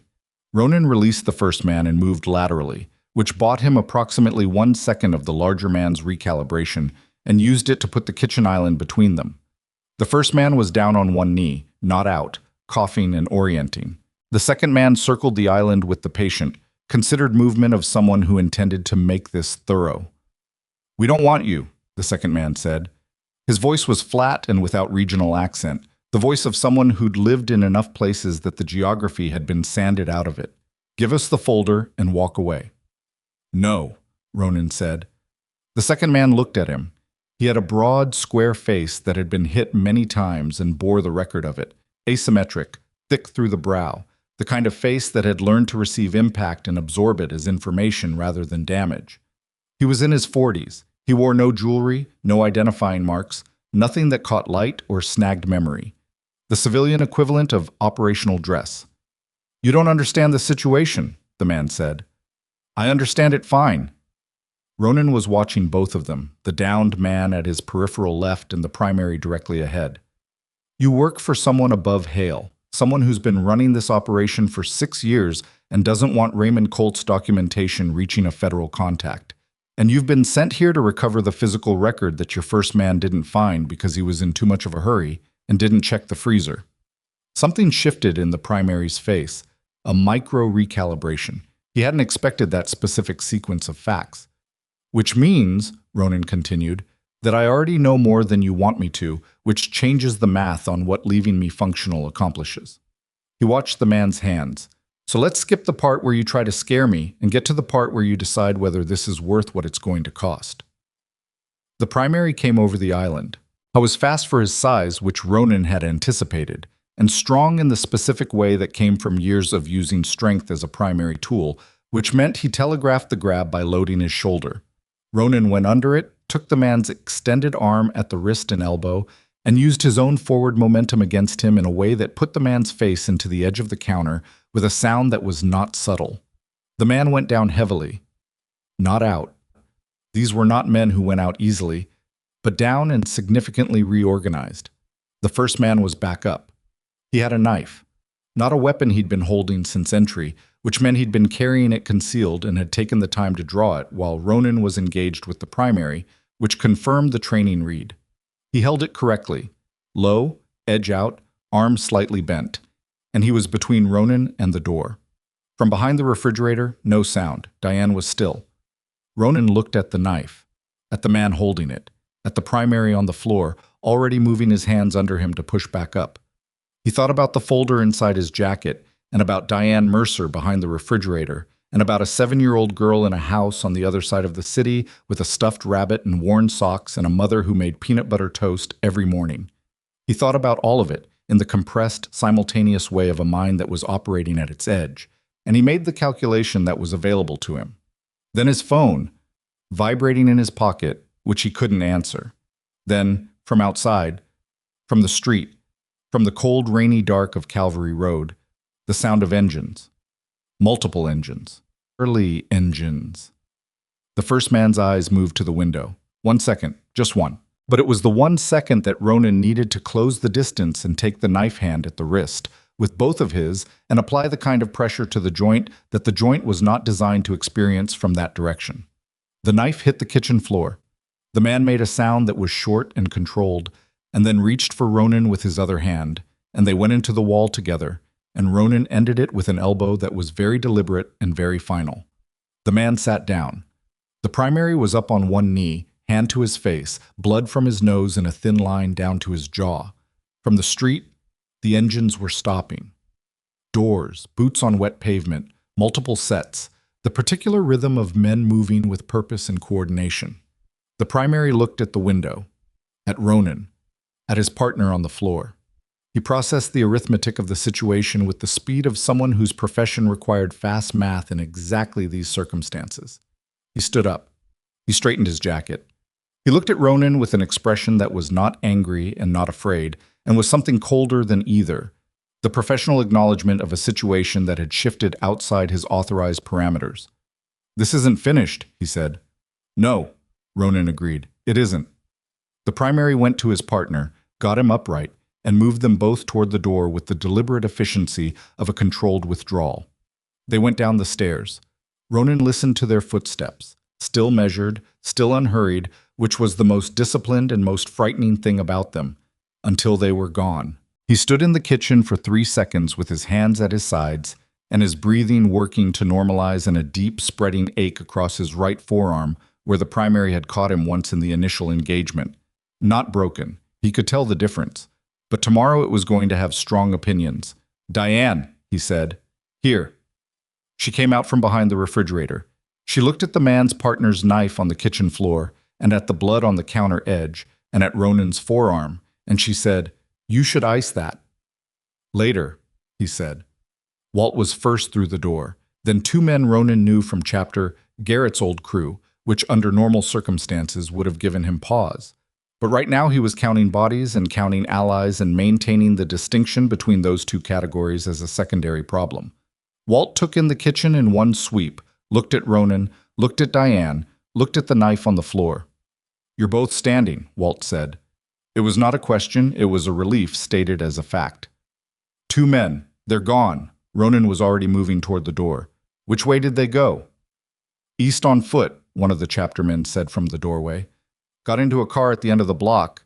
Dark sedan, no plates visible." "Get the partial," Ronan said. "Already on it." Walt looked at Diane Mercer with the particular gentleness he deployed for situations that required it, which was a quality that surprised people the first time they encountered it in a man who looked like Walt. "Ma'am, are you hurt?" "Bruised, functional." She looked at the group of large men in leather jackets filling her kitchen with equanimity that was either remarkable composure or the result of having already been frightened far past whatever her previous threshold had been. "Is my daughter safe?" "Jimmy's with her," Ronan said. "She's safe." He looked at Walt. "I need to get Diane out of this apartment. They'll come back with more." "I've got a sister in Morrow," Diane said. "She doesn't know any of this." "Unknown location, clean." Walt nodded. "We can move her." "Not in the chapter van," Ronan said. "Personal vehicle. Someone they don't have a tag for." Walt looked at the chapter men. One of them, young, quiet, a man named Torres, who'd patched in 8 months ago and had the focused competence of someone who didn't speak unless he had something to say, said, "My car's registered to my mother. They won't have it." "Take her," Ronan said. He looked at Diane. "Go with him. Don't contact Elena directly until I tell you it's safe. They might be monitoring her hospital room's incoming calls. I'll get a message to you through Walt." Diane looked at him. Then she reached into the kitchen drawer and produced a phone. A second phone, a basic handset, different from the one she'd been using, and held it out. "Raymond gave me this 2 weeks ago. It goes to a number he monitors. If you need him directly tonight, use it." He took it. She put on her coat, picked up a small bag from the hallway closet with the precise efficiency of someone who had thought about what to take if she had to leave quickly and had prepared for it, and went with Torres without drama. Ronan watched them go. Walt stood beside him in the kitchen. The rain outside was letting up slightly, shifting from the hard insistence of an hour ago to a steadier, colder drizzle. The engines outside on Calvary Road turned over one by one as the chapter men dispersed to their assigned coverage. "The primary said it's not finished," Ronan said. "No," Walt said, "which means they're going to pivot, away from the documentation. They know I have it. They know I'm not going to hand it over, so the documentation angle is closed." He moved through the logic as he spoke, hearing it aloud to test it the way you tested a road surface with your front wheel before committing. "They go back to the court angle. The family court hearing is in 48 hours now. If they can execute the no-contact order before Elena can give testimony, before Colt can get his federal contact engaged, before the storage unit documentation can be retrieved. They win the time, Walt said, and time is what they need to move assets and cover traces. He looked at the kitchen, at the knife on the floor, at the smear of blood on the counter. Who's above Hale, Walt? Walt was quiet for a moment. Dex has a thought about that. He didn't want to say it without being sure. Say it anyway. Another pause. Walt looked at the window. You remember the 2021 federal inquiry, the one that opened on the club and found nothing? I remember. The investigator assigned to it, the one who ran the inquiry and signed off on the closure. He stopped. Walt. His name was Arthur Veen. He retired from federal service 8 months after closing our inquiry, moved into private consulting. Walt looked at Ronan directly. Raymond Colt worked under Veen for 4 years before going private himself. He told Dex tonight that the reason his federal contact has been sitting on the parallel inquiry for 3 years without closing it, the reason it stalled, is because there's a question about who originally compromised the investigation, about who had access to the inquiry's intelligence files and who that information moved to. The kitchen was very quiet. Veen, Ronan said. Dex thinks so. Colt won't confirm it directly, but the way he doesn't confirm it says enough. Walt's voice was low. If Veen is the coordinator above Hale, if a former federal investigator is running this operation with access to the intelligence files of his own prior inquiries, including ours, then what he has on the club isn't just Hale's leverage file. It's everything Veen's inquiry ever collected, every surveillance note, every financial trace, every association map. Ronan felt something cold move through him that was not the rain. He never closed the inquiry, Ronan said slowly. He archived it, and he's been using the intelligence as private leverage ever since. That's Dex's read. Which means going to Colt's federal contact is either the move that breaks the whole thing open, Walt said, or it's walking into a room that Veen still has keys to. He stood with this for a long moment. The rain on the window, the knife on the floor, the folder against his ribs. He thought about Raymond Colt, sitting in the chapter house that afternoon with his hands folded on his knees, presenting his case with the deliberate, careful transparency of a man who knew he was being assessed and was offering himself to the assessment honestly. He thought about Colt's eyes, about the particular quality of a man who had worked for someone for 4 years and then gone private, and about what kind of event causes that specific separation. He pulled out the phone Diane had given him. He dialed the number programmed into it. It rang twice. Colt, said the voice. It's Ronan. Diane is safe, moving to a clean location. 2 men were at the apartment, withdrew when backup arrived. They have a copy of the duplicate file, not the original. He paused. I need you to tell me something, and I need you to tell me straight. A brief silence. Ask. Arthur Veen. The silence that followed was 3 seconds long. In 3 seconds, a man who knew how to manage information either decides to manage it or decides not to. Ronan waited. Yes, Colt said. 1 word. Everything in it. Your federal contact, Ronan said. Is the contact clean? The contact has never worked under Veen, different division, different history. I chose them specifically for that reason. Colt's voice had shifted. Still controlled, but the control was doing more work now, carrying more weight. I left Veen's operation because I found a discrepancy in an archived inquiry file that shouldn't have existed. I didn't know then what I know now. By the time I understood the full structure, I was already outside it, and going back with an accusation without evidence was a way to get buried, not heard. So you built this case from outside. Diane Mercer gave me the first real thread. Without her, I had a discrepancy and a theory. He paused. Ronan. Veen knows that the club is involved now. He's known since this morning, when Danny Rowe walked into Briar's office. I was counting on this going through family court quietly. Hale gets custody. Elena is discredited. The storage unit stays sealed. The case stays cold. You broke that plan the moment you stopped on that sidewalk. The storage unit, Ronan said.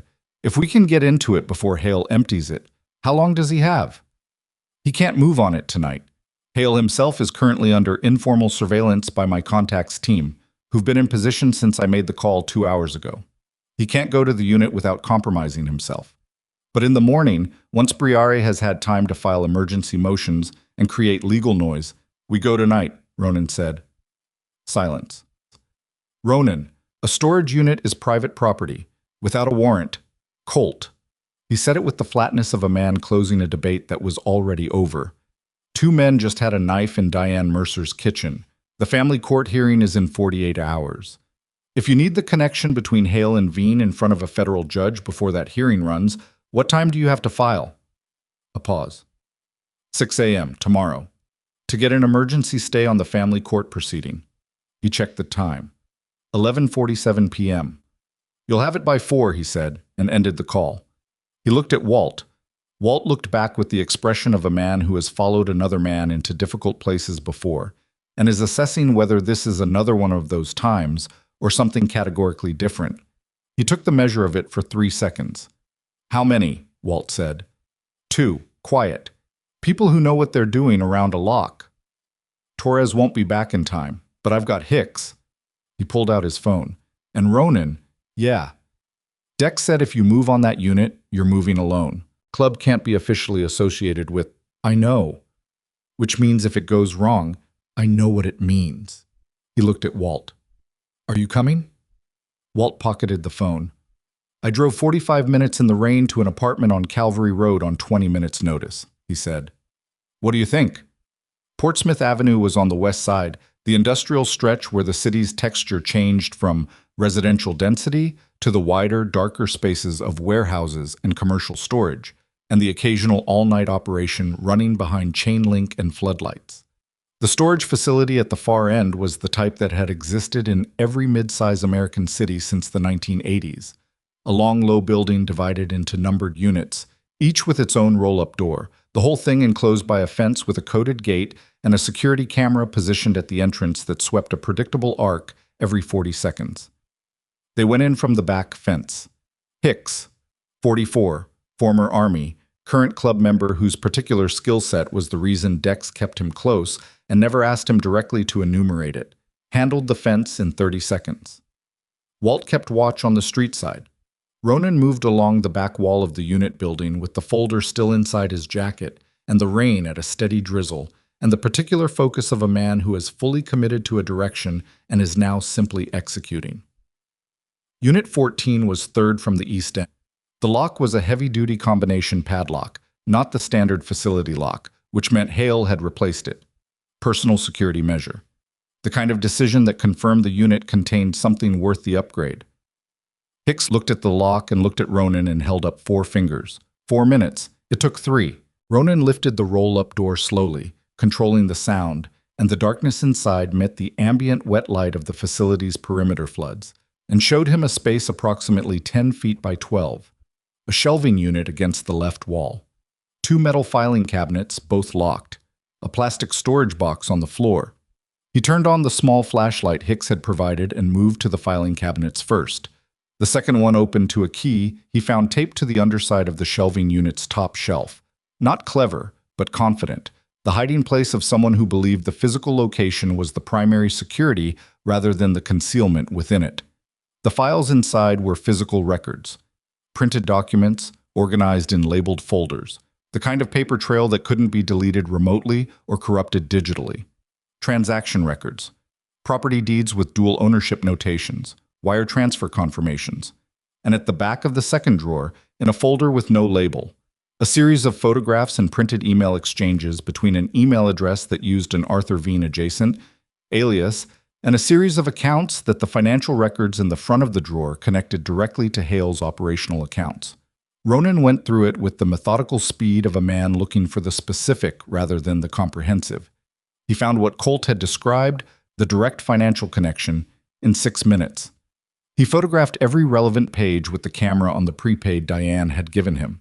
Then he found something Colt hadn't mentioned because Colt hadn't known it was there. A list. Handwritten. 4 pages. Names, amounts, dates, and beside each name a brief notation in shorthand that he couldn't fully decode but didn't need to. The structure was clear. These were the individuals, businesses, property owners, private citizens, who had been subjected to Hale's enforcement operations over 6 years. The people who had paid, or had been made to pay, or had been broken when they refused. Some of the notations had a single line through them. He understood what those meant without needing the key. He photographed all 4 pages. Then he found the last thing. At the very bottom of the second drawer, in an envelope with no markings, a single document. Printed. 3 pages. It was, he understood after reading the first paragraph, a contingency file, a record assembled specifically to be deployed in the event that Hale's operation came under serious legal threat. It named Iron Covenant explicitly, with transaction records and dates that had been selectively curated to imply willing participation rather than the manufactured involvement that had actually occurred. It was designed to function as a mutual destruction mechanism. If Hale went down, he pulled the club into the water with him. And at the bottom of the last page, a signature on what appeared to be a consultancy agreement between Hale's front company and a private security firm registered in a different state. The signature was Arthur Veen's. Ronan photographed it. Then he stood in the 10 by 12 space with the rain on the roof and the flashlight in his hand and looked at what 6 years of deliberate construction looked like when it was physically present in a room. The weight of it, the specificity, the cold patience required to build something this thorough. He put the folder back. He closed the filing cabinet. He left the unit exactly as he'd found it, door down, lock replaced. Hicks had brought a matching padlock, leaving the original with the unit's contents undisturbed, because disturbed evidence was challenged evidence, and the goal was not possession, but documentation. At 2:40 a.m., he transmitted every photograph to the number Raymond Colt had confirmed as his Federal Contact's secure line, with a text that said, Unit 14, Portsmouth Avenue Storage. Files in second cabinet. Lock intact. Move on this before 8 a.m. or it will be sanitized. At 2:43, the response came. Received. Emergency warrant filing at 5 a.m. Stand by. He stood in the rain outside the storage facility and looked at the sky, which was doing nothing dramatic. Just rain, just dark. Just the ordinary weather of a winter night that had no interest in the human significance of what was happening beneath it. His phone rang. Jimmy. She's stable, Jimmy said. Slept for 2 hours. Elena's asking for you. Tell her I'll be there at 6. There's something else. A pause. Ronan. A man came to the hospital floor tonight, 40 minutes ago. He identified himself as hospital administration. The nurse's station let him through before I could get to the corridor. His stomach dropped. She's okay, Jimmy said quickly. He didn't get to the room. I was in the chair. He saw me through the door window and didn't come in. But Ronan, another pause. He left something at the nurse's station, an envelope addressed to Elena. The nurse gave it to me when I asked. What's in it? A photograph. Elena and Lily, recent, taken from outside through a window. Lily's room at the foster placement. He closed his hand around the phone. He knows where Lily is, Jimmy said. The rain came in harder. Somewhere on Portsmouth Avenue. A truck passed with its high beams cutting through the drizzle, and then it was gone, and the dark was just the dark again. Ronan was already moving toward the bike. Get Elena somewhere they can't find her, he said. Not another hospital room, not a place Briar can file a motion to and get a transport order. Somewhere that isn't on any record. Dex isn't in this room. He swung onto the Harley. The engine fired. Jimmy, Greta Sims, the foster placement. Call Hale, the social worker. Patricia Hale, not Marcus. Call her right now and tell her that placement has been compromised and Lily needs to be moved to an emergency secondary location that only Hale knows.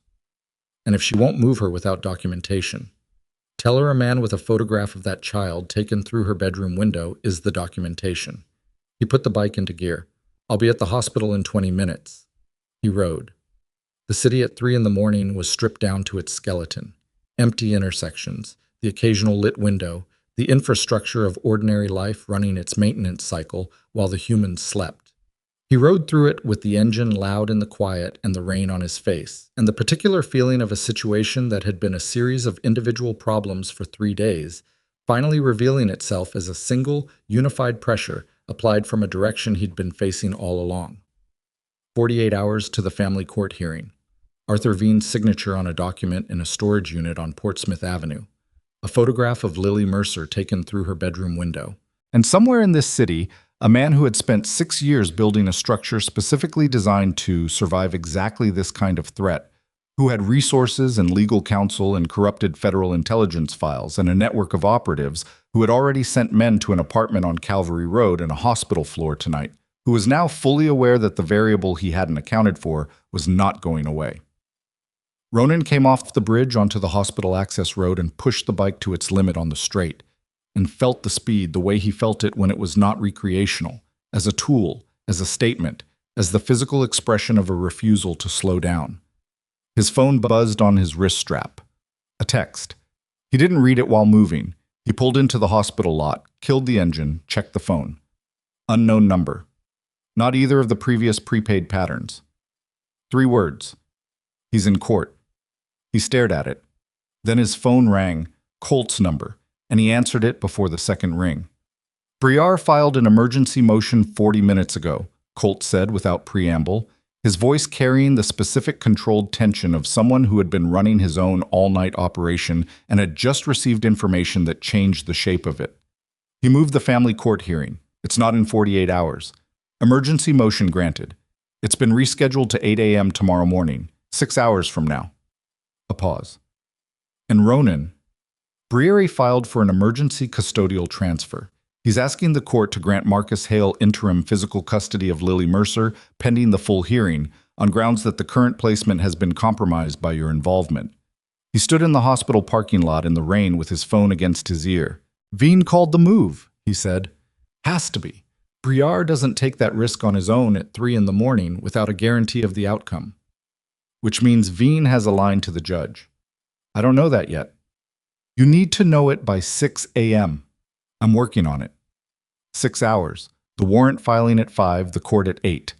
Elena not yet formally deposed, the storage unit not yet in custody, Diane Mercer at an unknown location, Lily at a placement that had a photograph taken through its window, and a 45-year-old biker with an aching forearm and a prepaid phone and a promise he'd made on a cold sidewalk standing in a hospital parking lot in the rain, trying to figure out what could be held and what was already falling. He ended the call. He looked up at the hospital building. 4th floor, east side. The light was still on in Elena's room. She was awake. She was waiting. He walked toward the entrance. The automatic doors opened and the hospital warmth came out to meet him. That particular institutional warmth that smelled of cleaning chemicals and coffee from a machine and the managed continuity of lives being kept running. He walked through it and took the stairs to the 4th floor and went down the corridor and knocked on the door of room 412 and went in. Elena was sitting up, fully awake, with Jimmy's chair pulled close to the bed and Jimmy himself standing at the window looking out at the parking lot. She looked at Ronan when he came in, and in her face he read everything. The fear held steady, the exhaustion held back, and underneath both of them something that was not quite determination and was not quite grief, but was the compressed, unbreakable thing that forms in a person when they have been pushed exactly far enough and have decided they are done going backward. Tell me everything, she said. He pulled a chair to the other side of her bed and sat. He told her everything. When he finished, she was quiet for a moment. The monitor beside her bed measured her heartbeat in steady green lines. Outside, the rain pressed against the window. 8 a.m., she said. 8 a.m. She looked at her hands, at the IV line in her left arm, at the bruise that had gone through its second evolution since he'd last seen her and was now a deep, arterial purple spreading from temple to cheekbone. She looked at all of it with the clear, tired eyes of a woman taking an honest inventory. I need to talk to Colt's federal contact tonight, she said. Right now, before 8 a.m. Elena, Ronan. She looked at him. Every piece of documentation you have, the storage unit photographs, Diane's file, Colt's 8 months of records. It all needs a witness who was inside that operation. Someone who can say, I was there. I heard these conversations. I know what these numbers mean. She paused. I'm the witness. I've always been the witness. I just didn't know that's what I was. He looked at her. At Jimmy, who had turned from the window. At the monitor measuring the life of a woman who had survived Marcus Hale's version of 6 years and was sitting in a hospital bed at 3 in the morning with a fractured orbital socket and a decision already made in her eyes. I'll call Colt, he said. He pulled out the phone, and in the quiet moment before he dialed, before the last phase of everything began, Ronan Creed, who had stopped on a sidewalk 4 days ago because something in him that hadn't fully died yet told him to, felt the specific weight of all of it pressing down from above and pushing up from below, the unbearable physics of a situation that had reached its absolute ceiling, and understood that what happened in the next 5 hours would determine everything. Not just for Elena, not just for Lily, for all of them. He pressed call. The courtroom smelled of old wood and recycled air, and the particular staleness of a building that processed human suffering as routine. It was 8:14 a.m. when the federal stay landed.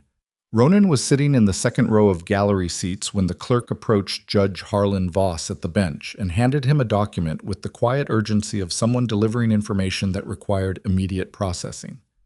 Colton Briere, at the respondents' table, saw the exchange and went very still in the way of a man whose internal calculations have just been interrupted by a variable he wasn't expecting. Marcus Hale, beside him, leaned in and whispered something, and Briere put a hand on his arm without looking at him, the practiced gesture of a lawyer managing a client who was about to make a visible mistake. The judge read the document. Then he read it again. Then he set it down on the bench and looked at the courtroom over his glasses with the expression of a man who had presided over a great many proceedings and recognized, from long experience, the specific shape of one that had just changed its nature entirely. "We'll recess for 30 minutes, he said. Briere was on his feet. "Your Honor, 30 minutes, Mr. Briere." The gavel, the shift in the room's atmosphere, and from the petitioner's table, where Elena Mercer sat beside a family law attorney that Raymond Colt had contacted at 4 in the morning and who had arrived at the courthouse at 7:45, with a case file that represented 5 hours of compressed preparation and 8 months of Colt's documentation. A slow, quiet exhale. Ronan watched her shoulders drop by half an inch, just half an inch. The amount a person's body releases when it stops bracing for an impact that has been redirected. The federal stay covered 3 things: an emergency freeze on Marcus Hale's custodial rights pending a criminal inquiry, a warrant execution at Unit 14 on Portsmouth Avenue that had been completed at 5:50 a.m. with Raymond Colt's federal contact present, and the formal designation of Elena Mercer as a protected witness in a federal proceeding, which removed the family court jurisdiction over her testimony and placed it under a framework that Colton Briere's motions could not reach. Arthur Veen was in federal custody as of 6:30 a.m. The arrest had been quiet, the kind that happened early in the morning at a residence rather than in a public place, because the investigator who executed it understood that spectacle was not the goal. Documentation was the goal, accountability was the goal, and the specific, thorough dismantling of 6 years of constructed immunity. That was the goal, and it would take longer than one morning, but this morning was where it began. Marcus Hale was taken into custody in the courthouse parking lot at 8:47 a.m. before he reached his car. Ronan saw it from the courthouse steps. 2 federal agents, very ordinary looking, approaching Hale with the practiced calm of people who did not need to perform authority because they carried it functionally. Hale stopped walking when he saw them. He looked at them. He looked at the courthouse doors, as if calculating whether turning back was an option, and understood from the positioning that it wasn't. He stood very straight and let them approach and said something that Ronan couldn't hear from the steps, and one of the agents responded briefly, and then Hale's hands went behind his back and the morning continued. Ronan watched until the car was gone. Then he sat down on the courthouse steps in the cold morning air and put his forearms on his knees and looked at the street. Walt sat down beside him, not immediately. He gave him 30 seconds first, which was the kind of company Ronan had always appreciated most, the kind that understood the difference between presence and intrusion. "It's done," Walt said. "The legal part is started," Ronan said. "Yeah." Walt looked at the street. "Different thing." "Yeah." They sat in the cold. A bus passed. A woman walked a dog that investigated a fire hydrant with great seriousness. The ordinary world, doing its ordinary work. "Danny Rowe," Ronan said. "Gone. Dex handled it last night. He won't cause trouble. He knows what he handed over, and he knows what it means if he tries to surface it now that the federal case is open." Walt paused. "Dex took it hard." "I know. He keeps saying he should have seen it." "He should have," Ronan said. "Not unkind, just true." "So should I." He looked at his hands. The bruising on his right forearm had gone a color that was impressive in its awfulness. "We see what we want to see in people we trust." "Yeah," Walt said. We do. The courthouse doors opened behind them, and Elena came out with her attorney and Patricia Hale, the social worker, who had spent the last 5 hours coordinating Lily's emergency secondary placement and had arrived at the courthouse at 7 with the specific exhausted competence of someone who had not slept and was not going to mention it. Elena stopped at the top of the steps when she saw Ronan, and for a moment neither of them said anything. She looked different in the morning light than she had in the hospital room. Smaller, somehow, and also more solid. The paradox of a person who has stopped bracing and discovered that the thing underneath the bracing was more substantial than they'd remembered. The bruise on her face was still there, still its full violent color, and she wore it the way she wore everything, with the clear, unsentimental acknowledgement that it was part of what had happened and could not be managed by pretending otherwise. Patricia says I can see her this afternoon, Elena said. Good, Ronan said. She says you can come. He looked at her. You sure? Elena looked at him for a moment with the direct, undecorated quality that he'd come to understand was simply how she saw things. Ronan, she's been asking for you every morning. He stood up from the steps. The diner was 4 blocks from the courthouse, the kind that had been on its corner for 40 years and wore the evidence of it in its counter stools and its coffee that was never quite bad enough to justify leaving. Ronan, Walt, Elena, and her attorney sat in a booth near the back window. Jimmy came in 20 minutes later and took the end seat without being invited, which was exactly right. The coffee was hot. That was what mattered.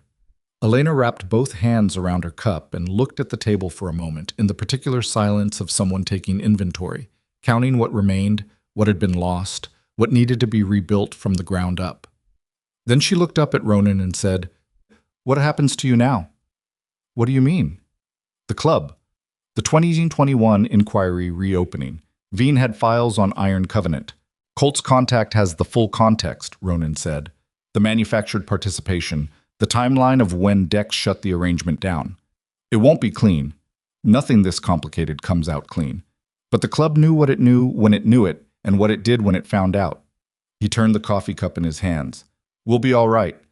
She looked at him in the way she had of looking at people, all the way through instead of at the surface. You stopped on a sidewalk, she said. That's all you did. Seemed like enough at the time. It was everything, she said, simply, without performance. He didn't have an answer for that, so he looked out the window at the morning street where the cold was still doing its work, and the light was coming in low and pale, winter light that didn't warm anything, but at least made things visible. Greta Sims' row house looked the same as it had every time he'd stood in front of it, which was 3 times now. The window boxes. The wind chime, quieter today in the still afternoon air. The swept stoop. Elena went up first. Patricia Hale had called ahead. Ronan stood on the sidewalk below and waited. He heard it through the door. Not words, just the sound. The specific, particular sound of a 7-year-old girl who has been holding herself together for 4 days running across a room to reach her mother, and the sound of a woman catching her, and the way those 2 sounds combined into something that had no adequate name in any language, but which every human being who has ever stood close enough to hear it knows immediately and completely. He put his hands in his jacket pockets. Walt, beside him, looked at the wind chime. Neither of them spoke. After a while, the door opened and Lily came out onto the stoop with the rabbit under her arm and looked down at Ronan on the sidewalk with the serious, evaluating gaze that he had come to recognize as simply how she looked at the world, completely, without filter, with the unsettling clarity of a child who had learned too early that the world required careful watching. You came back, she said. I said I would. She considered this. Every time. He thought about that. About what every time meant and what it cost, and whether it was something a man in his specific circumstances with his specific history could honestly offer. He thought about Mara, about Dover Street and flannel shirts and coffee in the morning, about 7 years of choosing not to need anything, and what that had preserved and what it had cost him. He thought about a sidewalk at midnight and a small hand taking 2 of his fingers. Yeah, he said, every time. Lily came down the steps and stood in front of him and held up the rabbit. His name is Barnaby, she said. I never told you that. No, he said. Now you know. Now I know. She looked at him for one more moment with those clear eyes. Then she turned and went back up the steps and through the door, and he could hear Elena's voice inside, and Greta Sim's voice, and the ordinary sound of people occupying a space together. Walt said, very quietly, "There it is." Ronan said nothing, but something in him, some mechanism that had been locked in a specific position for 7 years, held there by the accumulated weight of grief and distance and the deliberate choice of roads over rooms, shifted. Not loudly, not with the drama that such shifts are given in the stories people tell about them afterward. Just a quarter turn, the smallest possible increment of a door moving toward open. He stood on the sidewalk on a cold afternoon in a city that was doing nothing remarkable, and he breathed and he let it. 1 year later, he came back to the corner of Mercer and Fifth. It was late November again. The convenience store's lotto sign had been fixed sometime in the spring and now burned its red and yellow into the dark without interruption. The temperature was in the low 30s. His breath made small clouds. He stood there for a moment on the sidewalk where everything had started and looked at the cold concrete and the ordinary street and the lit windows of apartments above storefronts where people were doing the ordinary work of their ordinary evenings. He looked at all of it and felt it the way you feel a place that has changed its meaning.